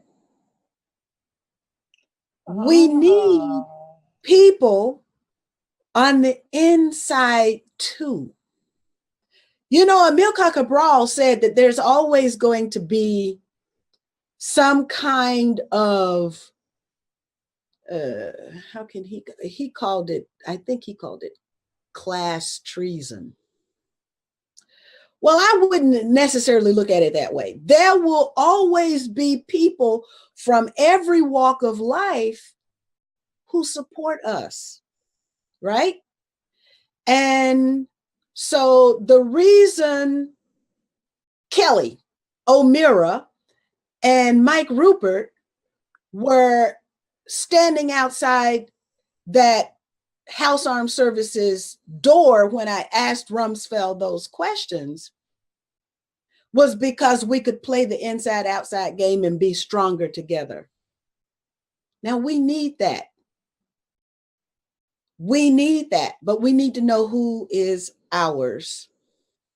Because what did Huxley say? That with the propaganda, by the end of it all, they will have us loving our slavery or loving our enslavement. And so our heroes cannot be created by them. Their propaganda cannot create heroes for us. We have to create our own heroes. That's what we've got to do. And that's why it's so important for us to continue these vigils for Julian. And like I said, I want to do a physical presence there too, because he's already shown us the photograph of the snatch team that's outside the embassy. And that could happen at any moment. So we need to station people 24/7, 365, so that we can have some eyes on that. I'm sure that's being done. I just want to be part of it too. I want to join in and make my contribution as best I can in a way that those who are leading in that effort think is appropriate for me to make. They actually, what you just said before about they had to resort to assassination because we were winning in the 60s. They have had to resort to basically trying to kill Julian Assange because WikiLeaks was winning. That's right. You can't win any more than publishing the CIA's most sensitive information on how they penetrate their targets. And that's precisely what WikiLeaks did with Vault 7. You can't win any more than having a US Army insider leaking evidence of war crimes committed in Iraq, as Chelsea Manning did. Winning in terms of achieving the objective of returning information that has been generated by public money to the public and showing them what it is that they've paid for. And I just had shivers that entire time you were just speaking, because I could see so clearly that, yes, I mean, this is something I actually learned long ago in terms of my experience in activism. I learned that at a certain point, you could tell who the saboteurs were within the movements because it didn't matter what their names were, didn't matter what their faces were, didn't matter what their individual cover story was. You could always tell who they were because they have the same training and they use the same methods.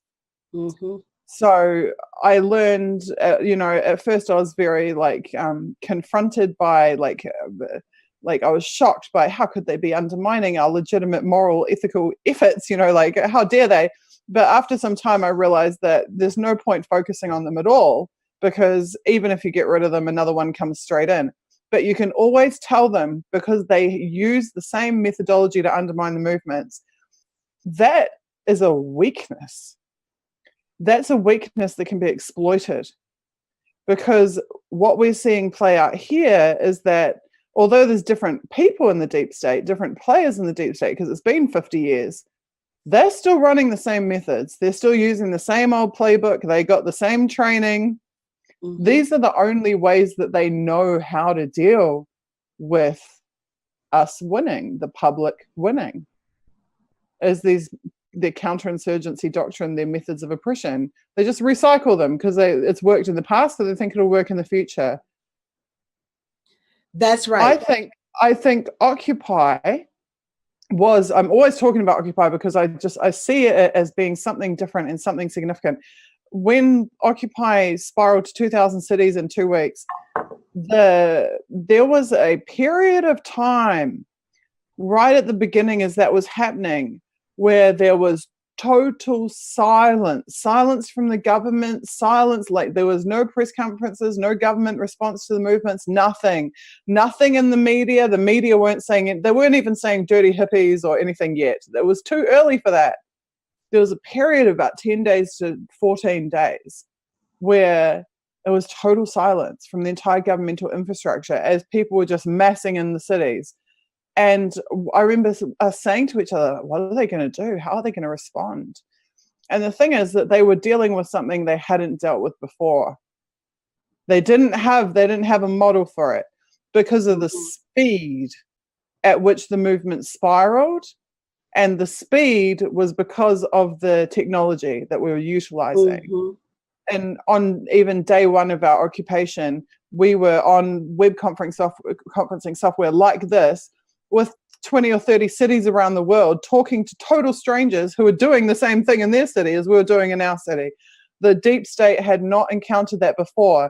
The 2-week time period before the media started smearing and the police started harassing and the infiltrators showed up to work to try and sabotage the movement, that beautiful 2-week period, it actually felt like the new world was here, the new world was coming, we were building it. But in that 2-week period, what was happening is the messages were having to go from the ground up the ranks to the next rank, to the next rank, to the next rank, through all of the middle management, up to the senior managers, up to the executives, up to the people in the frickin' White House, to tell the minions how to respond. And then the messages had to pass back down through the senior management, through the middle management, down to the guys on the ground. It took them 2 weeks to get their shit together as to how they were going to destabilize the movement. And that taught me something that is very reminiscent of what Julian has said. Julian said that WikiLeaks was able to achieve things because it was small and agile and it was fast. It was fast. WikiLeaks didn't have to wait for 6 levels of middle management to send their emails. WikiLeaks didn't have to wait for instructions to come down from on high. So that taught me that winning is still possible and that using new techniques, new technologies, things that they don't have methods or training to address can deliver victories that in the past we were unable to secure. Yes, I think it's pretty clear that I look at the Occupy movement. Actually, I need to do some writing about the new forms of leadership that are a result of our lessons learned from Occupy, and also maybe just how we can replicate that. Now, Barrett Brown has something like that called the Pursuance Project. And I think what he is looking at is this same kind of decentralized model of information knowledge sharing.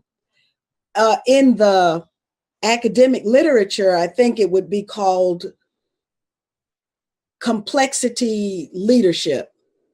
And so you could look at what's being created as a complex adaptive system, and you could look at the society, the new society that's being created, as a complex adaptive system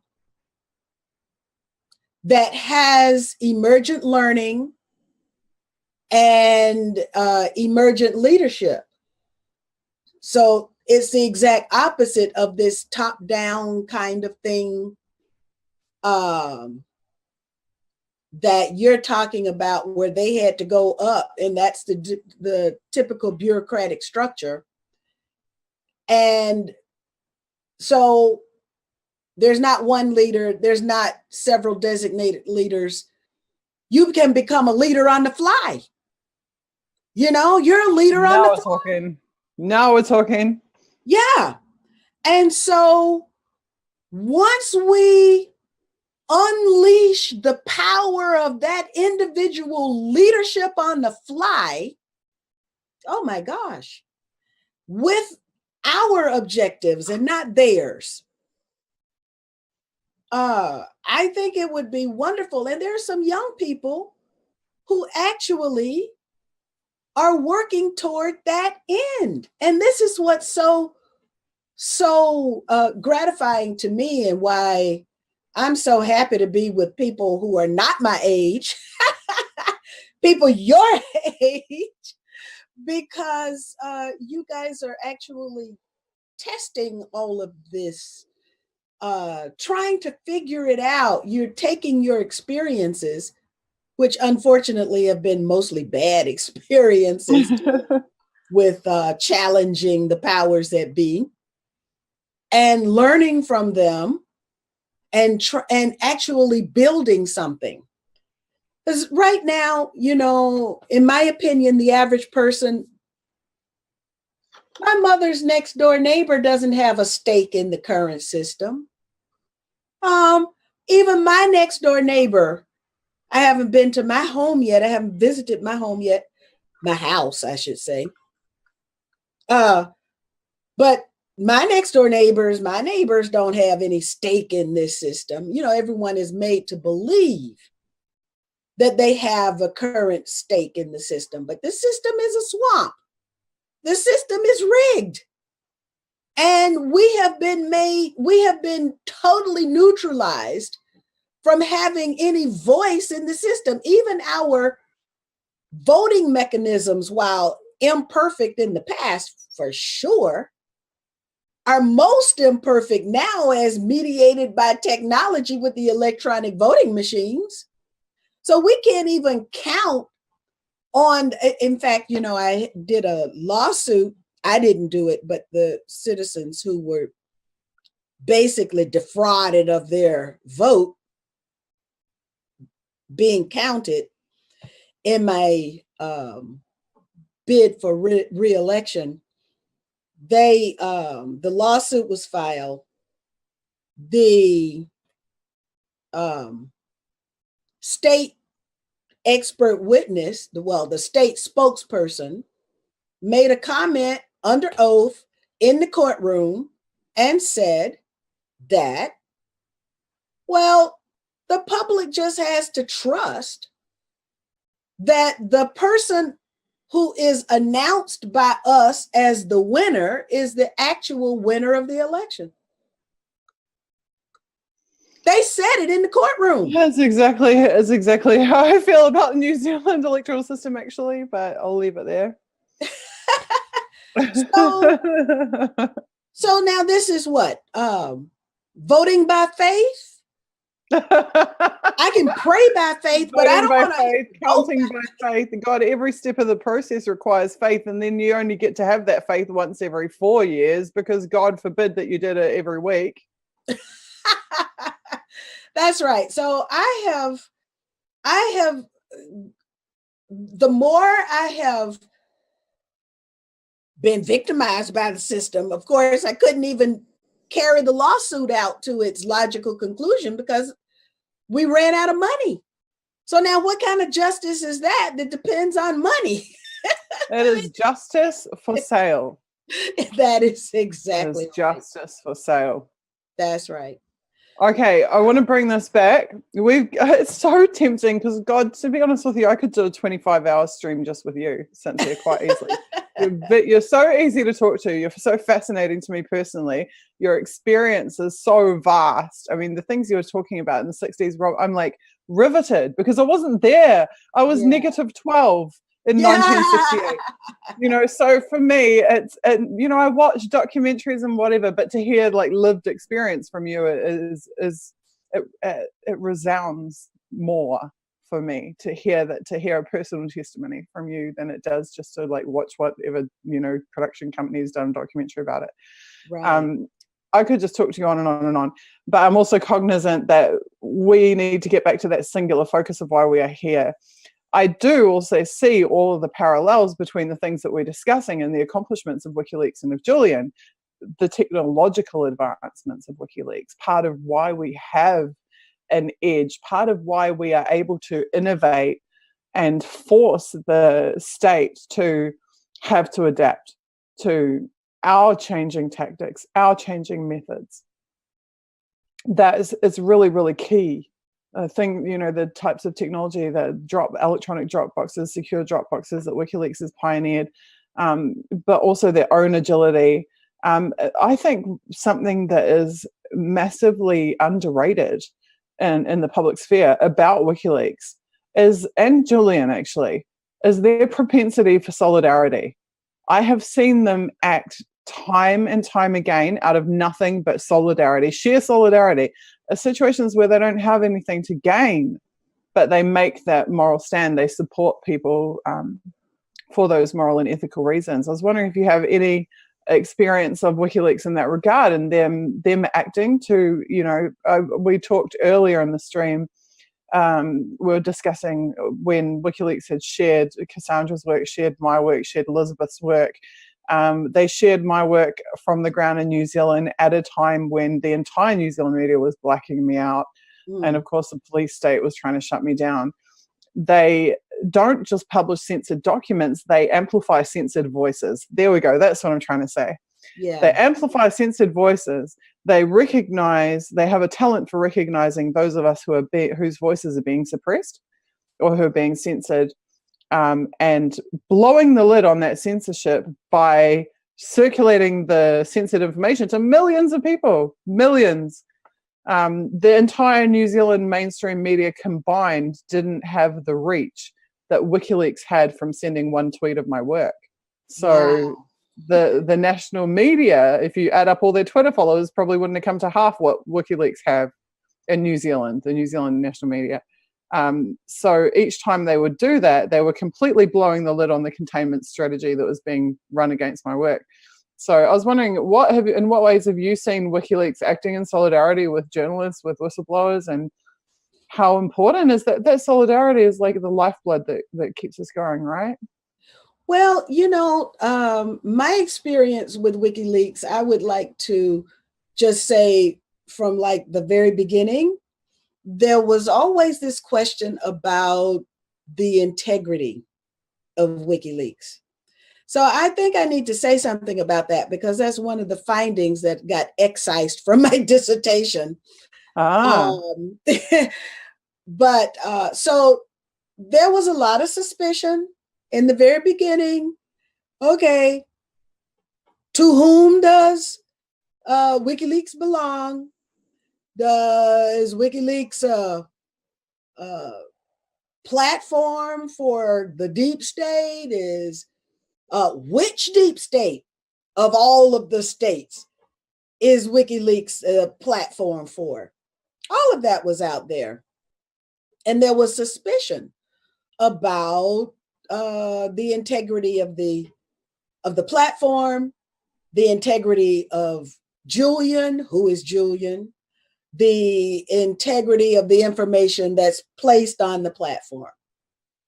So as part of my kind of research, I contacted some of the people who were associated with WikiLeaks that I knew. And what I got back was total vindication.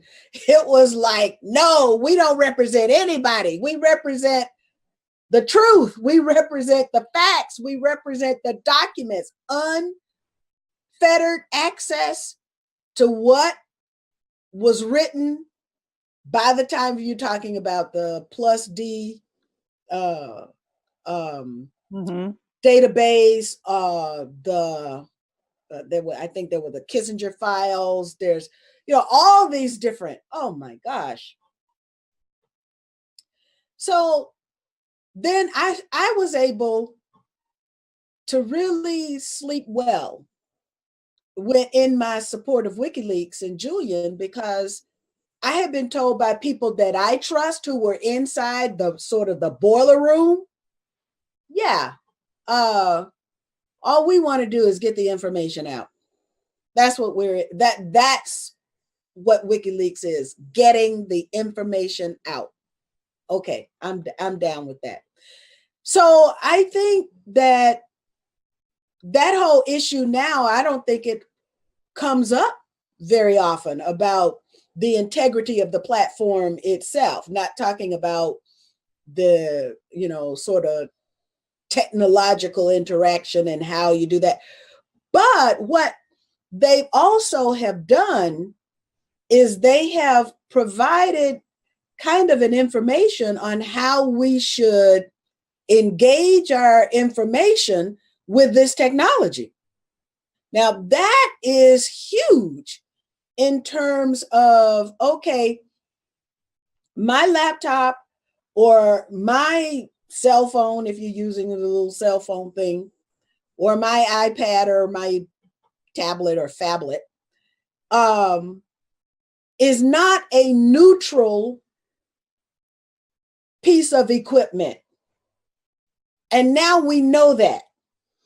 That's true. It is. We're inviting the state into our home and saying, please spy on us. In many cases, many cases. Alexa and all of this nonsense. I mean, you're literally inviting the government to live with you. That's right. That's right. And so we just, in terms of even that, and, being able to understand that this little piece of technology and the software that powers it or fuels it might have already been invaded, and it might not be mine.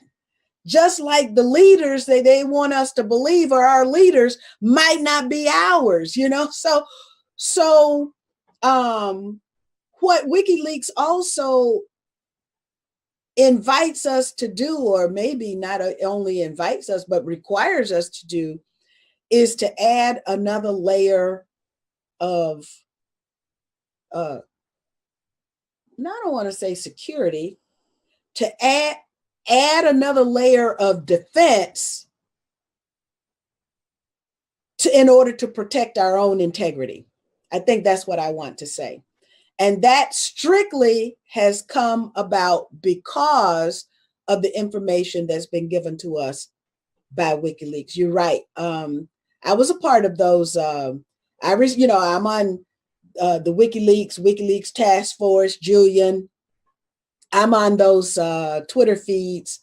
And so when it came out with all the photographs and everything for Vault 7 leading up to the actual release, they've even got me downloading stuff, right? I'm downloading stuff. I find it later on my laptop and I say, now, how did this get here? And then I remember, I downloaded that from the various keys and all of that sort of stuff. I downloaded that from, maybe I'm telling everybody what I've got on my laptop, right? Maybe I need to buy another laptop now, but I've got it all. I've got it all because even if I don't know how to use it, I think it's valuable information and we need to have it. One day when I have nothing else to do, no more activism, then I'll teach myself how to use it. Very cool. Okay, so we've covered off press freedom. We've covered off human rights in the historical context. I'm really interested to know what your take is. I'm not sure if you got a chance to read Being Julian Assange yet, or if you saw the original medical reports that were published by WikiLeaks. But just to take things to a bit more somber note, Julian hates to talk about how he hates to talk about his physical condition because he doesn't want to make himself more vulnerable to the state than he is, and obviously for him to talk about those things is very, very difficult. But we're at the point now, after 7 years, where it can no longer be ignored that there is a mortal risk to him remaining in the embassy. We had Greg Barnes, his Australian legal advisor, Julian's legal advisor, on last night, and he said the situation is untenable. You can't physically keep someone in a room without even letting them walk around the block once for 7 years. You can't have someone unable to look at natural light for 7 years. There was a very ominous mention by another one of Julian's lawyers sometime a couple of weeks ago that Julian would not be able to see down the hallway because his eyes have been deprived of anything except artificial light for 7 years. That to me is unacceptable. It's unacceptable for any human being to be kept in those conditions, whether it's a prisoner at Guantanamo, whether it is whatever. No person should be kept in that. The United Nations have said he is being arbitrarily detained. His conditions and now amount to torture. The doctors in the medical reports didn't even want to disclose their names for fear of retribution. This is the world that we live in. The West, the champion of human rights and democracy and freedom, the doctors can't admit that they're doctors because they may be politically persecuted for being doctors of Julian Assange. I would like your take. Do you know of any precedent for this? And I would like your take on the pressing and urgent situation with regards to Julian's health and his medical situation. Well, yes, this is a somber but necessary discussion. Because the fact of the matter is that Julian is under threat and his life is in danger. That danger comes from many different sources, but those sources, the multiplicity of the sources, in the end, don't change anything about the health status of Julian Assange. And that is also something that desperately needs to be raised. And, well, he is in custody, a kind of custody that when I think about the most hardened criminals who are in US prisons, they at least get exercise in sunlight, they, so you think about it, no direct sunlight, no,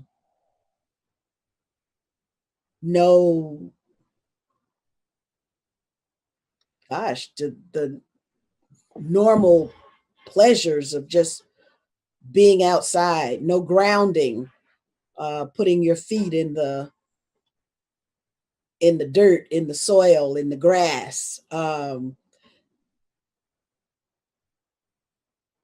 not able to, the singing of the birds, the buzzing of the bees, you just, none of that we kind of take for granted, he is experiencing. And what makes this all the more criminal is that there is a responsibility for the current US administration to resolve this issue in a way that is favorable and consistent with the US Constitution. But it's not happening. So instead of draining the swamp, President Trump has found swamp monsters and added adornments to their their being or their personas. He put a pool bar in the swamp and some floaties. Yes, that's right. That's right. It made the swamp an even more desirable location if your aspiration is to be a swamp monster. So that's not draining the swamp. The system is rigged. Yeah, you told us the system is rigged. But the information that is contained in WikiLeaks helps to unrig the system. So now, why aren't you liberating us so that we can have more access to information, and that the person who provided this platform to us, whose integrity remains intact to this day, has his life at risk? What's going on there? The responsibility of the Ecuador government, well, it's all been spelled out. These people are politicians. They know what their responsibilities are. They know even how they got into office. But the swamp is mighty. It's like it's got a magnet, and it slips magnets into the pockets of people who might try to drain it. So they become stuck in the swamp rather than liberating us from the swamp. And so the Trump administration definitely has abdicated all responsibilities, which is shameful. And so to have the other governments, I kind of would like to see, I've been thinking about ways in which maybe we could address that situation. I don't know. Cynthia, Yeah. The US government tells us Martin Luther King Jr. was, a historic, heroic figure, and we should celebrate the limited civil rights aspects of his work, and certainly not his anti-war or any other platforms, anti-capitalism thoughts, platforms, ideas. What I'm really interested in is to what extent was Dr. Martin Luther King smeared prior to his assassination? We all know about the FBI COINTELPRO letter, but what I'm wondering is there parallels between like the smears that Julian's been enduring since 2010, now 8 years of them, and other such leaders? Oh my gosh. Yes, absolutely. And you were talking about the pattern of sort of the template, the methods that's being used, right? So yeah, there's a template of methods also being used against Julian and other political prisoners. Julian is a political prisoner. And we can look at many political prisoners, current political prisoners inside the United States that are incarcerated in the US. And I hadn't thought about that before, but yeah, Julian is a political prisoner who needs to be freed.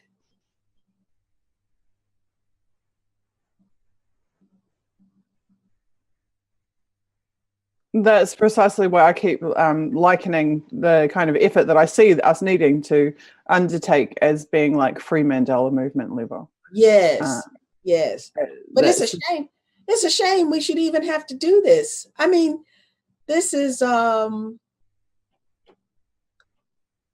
It's, well, anyway, you know, we can express our outrage because we must. We can express our disgust because we must.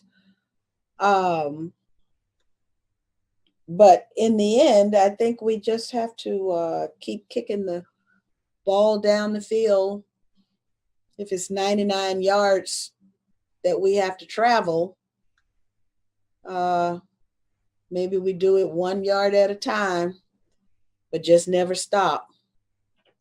Well, we've got some pretty good traction in terms of our last vigil was 14 guests or 13 guests in 10 hours. This vigil is 25 guests in 25 hours. We're heading in the right direction in that sense. Also, there is a number of actions planned by completely different organising groups and organising committees. There is a big embassy, a UK embassy vigil on the 19th of June, and that's all locations all around the world. The first time I think I've seen about 12 or 15 different locations, cities that there will be embassy vigils at. So I think we're starting to get there, you know. And I was saying earlier, the mass movements where I've seen my country achieve critical mass. They didn't win either, but they achieved critical mass. They got to the point where every single person in the country knew about the issue, about the movement, and about what was happening. And in both of those instances, it took years. It took years. In the TPPA No Way campaign, it was probably 5 years to get to the point where literally every single person in the country understood what the TPP was, what it stood for, what was in it, why they should oppose it, why other people were opposing it, and for there to be rallies at literally every town and city in the country. With the movement against the spy agencies, it was a bigger, faster scandal, so it didn't take as long. It was 8 months of organising to get to the point where we had town hall meetings, and then it was about another year of organising before we got to the point of total saturation and critical mass. Wow. Now, our politicians still shafted us, and that's why I say we didn't win. We got close, but we didn't win. But we did educate the entire country, and we did, you know, have a lot of social impacts in positive ways. So I still consider it, in some ways, you can have victories without achieving the primary objective. And I'm still grateful for those, the unintended victories, maybe we call them. But I know in the Nelson Mandela movement, which obviously was a far bigger deal because it was a worldwide movement, a global movement. I know it took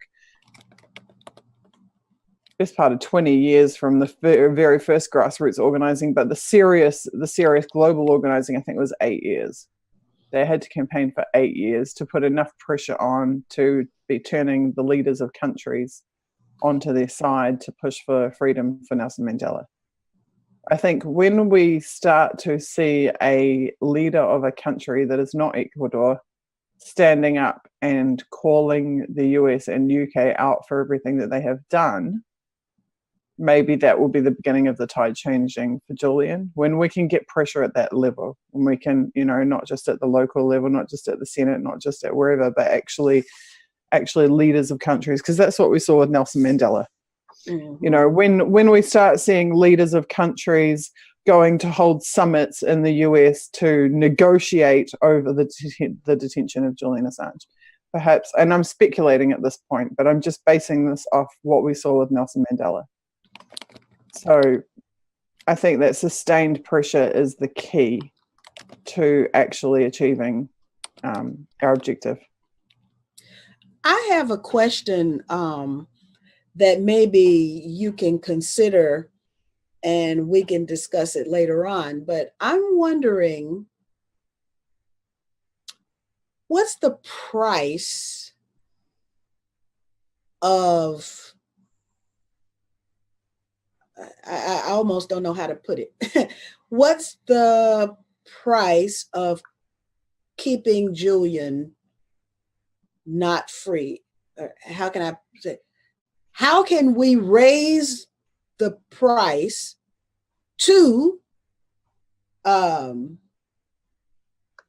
those who are Hmm. How can we raise the price of the continued incarceration of Julian?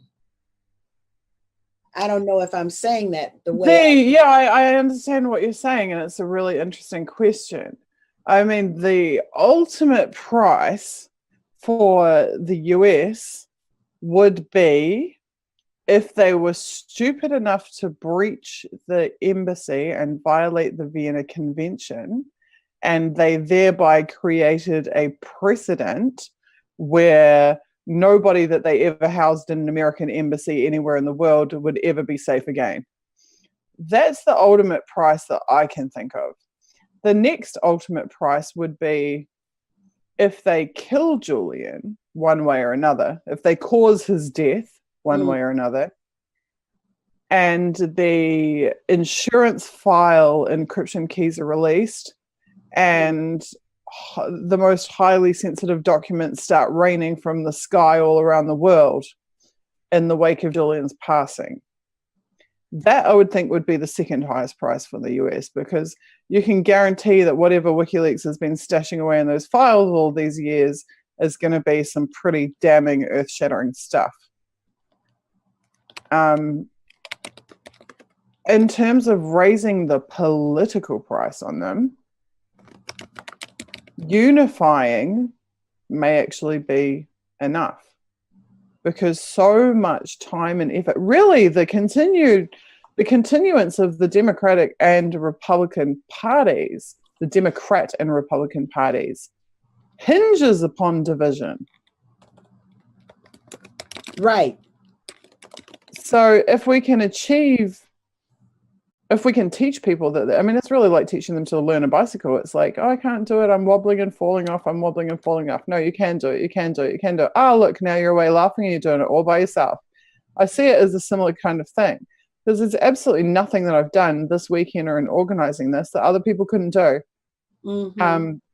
It's not even that I had a little black book with everyone's numbers in it because I'm some special person like that at all. I was just persistent about reaching out through people through people to other people and so on and so forth. Anybody can network like that. So, and anybody can hold a web conference, and anyone can decide to spend a weekend doing this stuff. And I mean, I'd like to point out too, because there's actually, there's been several references today to like me being the organizer. I actually see that as really unfair, because there's I mean, I appreciate that people are wanting to express gratitude for the event's existence, but I do want to point out that there is like dozens and dozens and dozens of people behind the scenes who have made all of this happen, and I literally couldn't have done it without them.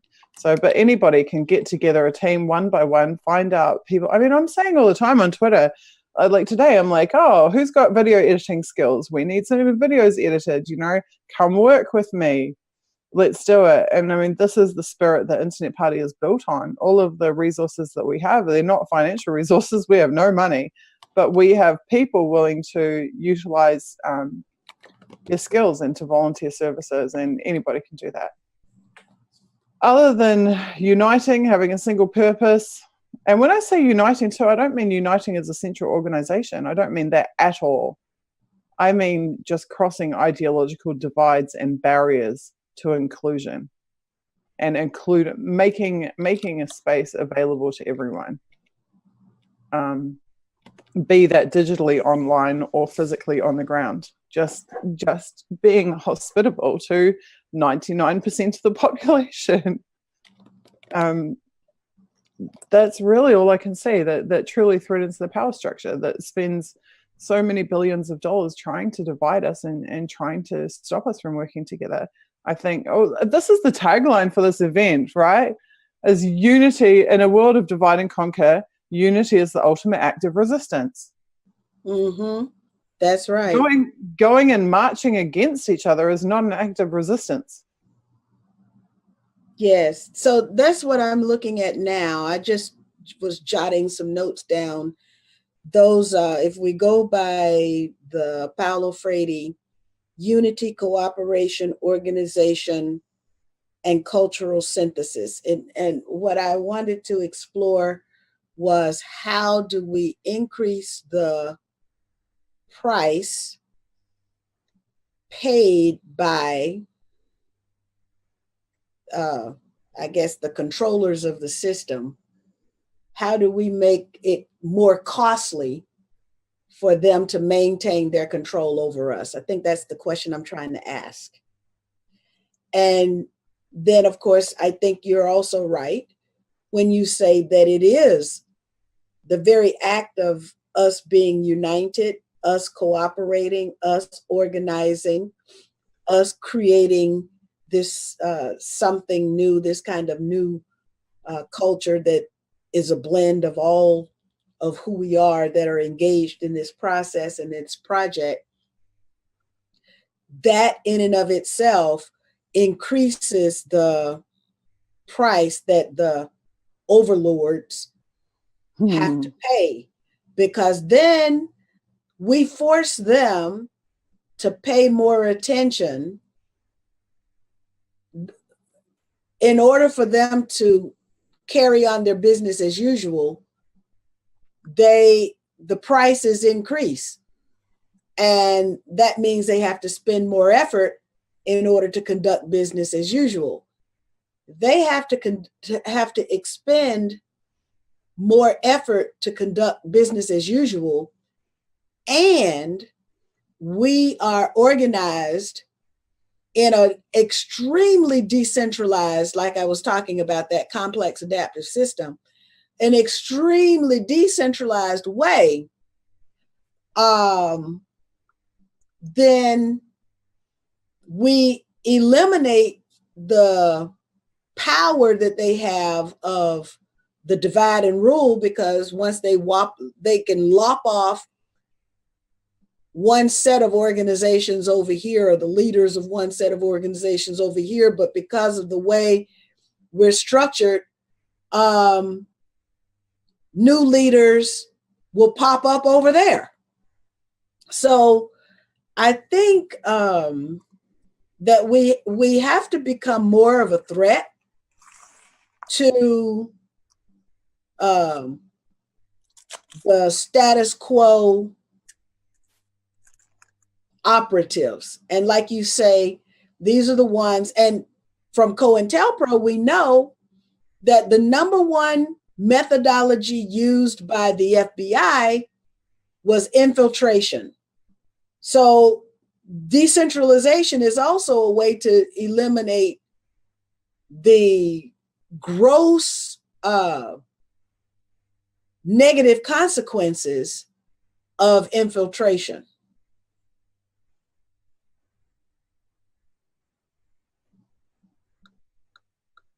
That's just reminded me of something that they say in the tech community. They talk about reducing your threat surface. Yes. So you, right. in the short term, you elevate your threat surface. For example, like doing the stream might elevate my threat surface because they'd be pretty unhappy about it. There's been a vast links gone to today to try to suppress the hashtag, shadow ban our accounts, et cetera, et cetera, et cetera. But then I might decide to spend the next 3 months, I don't know, playing softball. Yes, yes. But the work goes on. And that's what's important for us to establish, that the work goes on, but it's at a different center of leadership. It's coming from a different center or centers of leadership. That's the model I think that we have to implement. And I know that there are some people who are devoting full time to what that resistance, that more perfect resistance model is. But we owe it to ourselves to have some of our leaders, of our resistance leaders, thinking along this lines as to what is the correct model for us as we, I guess you could say, even professionalize our dissent. So like, for example, I've been dissenting for gosh, all my life. In one way or another, I've been dissenting. And so now dissent has just become a way that I operate. It's become like the normal thing for me. Okay, get to the airport 15, 20 minutes earlier, because you know you're not going through that Michael Chertoff machine, right? You know, you're going to get a full body pat down. You're going to get the 4 S's on your boarding card. So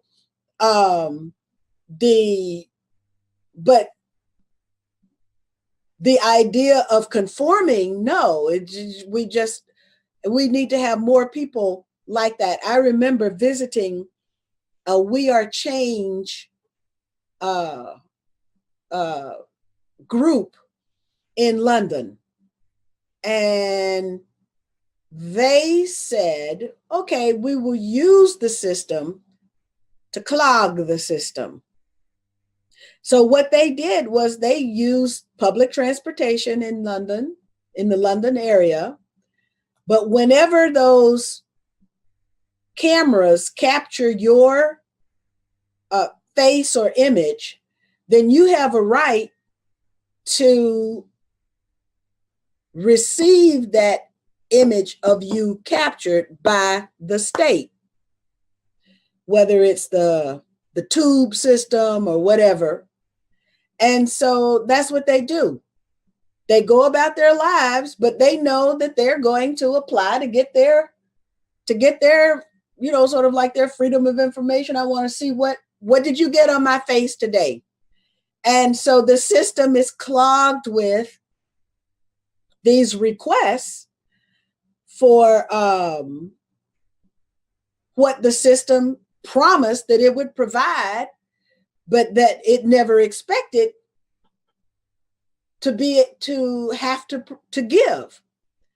And so what I do is I just don't go through that Michael Chertoff machine at the airport and make the TSA people do what they are there to do, which also provides an opportunity for me to teach them why the government cares nothing about them and the radiation that they're exposed to. And, you know, I'm just a peace person anyway. So now why am I getting the extra screening when all I advocate is peace and I never am advocating the wars?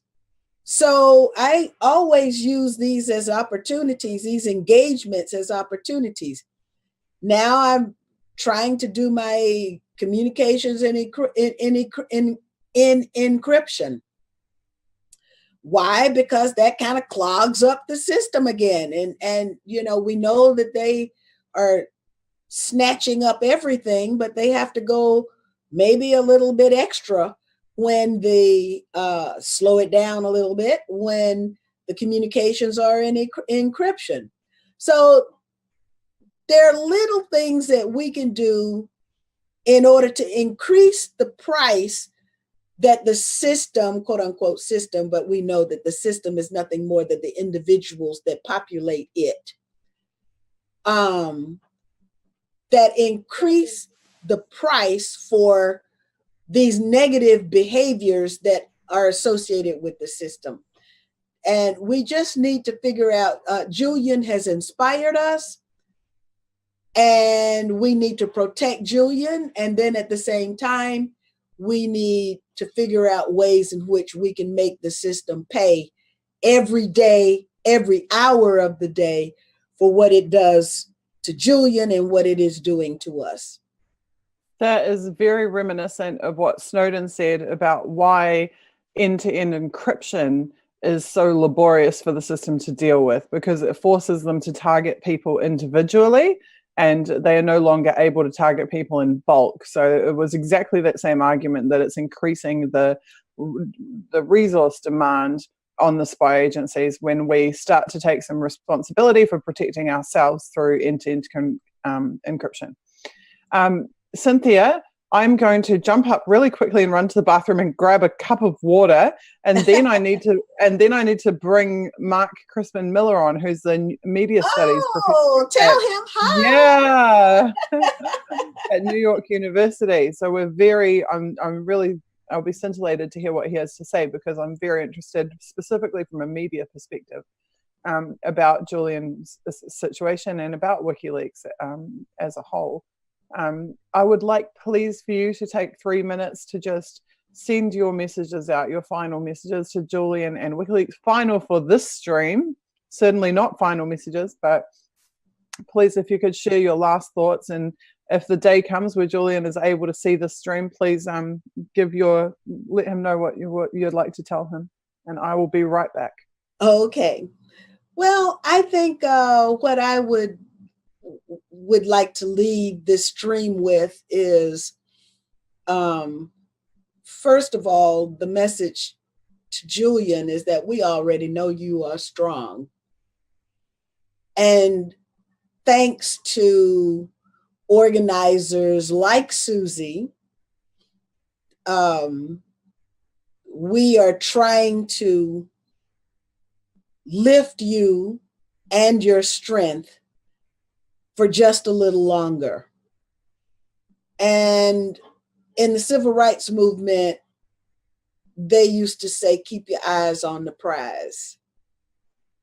So this is one of the ways in which we can all keep our eyes on the prize, and you are the prize, Julian. You're the prize. And you gave us this wonderful platform, WikiLeaks. And we know far more now about what our government has done with our tax dollars in our name than we knew before there was a WikiLeaks. We know who the real criminals are, and it's not you, Julian. We've got to figure out a way to hold them accountable for the crimes that are being committed daily as a result of what's being done to you. Yes, it is torture. And also for the crimes that are being committed around the world, because governments are being given, individuals who populate these governments are being given the right to commit crimes with impunity. They're seizing that right. They're stealing that right from well, it's not even a right. They're stealing the ability. And so because of your pain and the pain of your family, I've seen the interviews of your mother, who is also a very strong woman.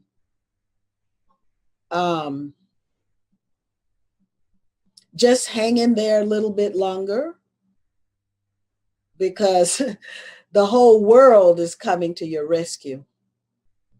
You at least can know, you and your mom can know that the whole world is coming to your rescue. I think that's probably the most important message for you. And the important message for the rest of us is that we can't stop. Just as the forces of oppression are unrelenting against us, we must be unrelenting in our dissent against them. And as Susie discussed, we balance our visibility. We manage our visibility. But every day, 24/7, 365 is about perfecting our resistance. That's my commitment. So, that is absolutely gorgeous. Thank you so much, Susie, for including. So I am so grateful to have had you here with me. And I know so many other people who have been watching are grateful as well. So thank you so much. You've just been absolutely incredible. This time I can actually say bye appropriately without the darn everything shutting off. Big love to you. Okay, bye-bye. See you, Cynthia. Thank you so much.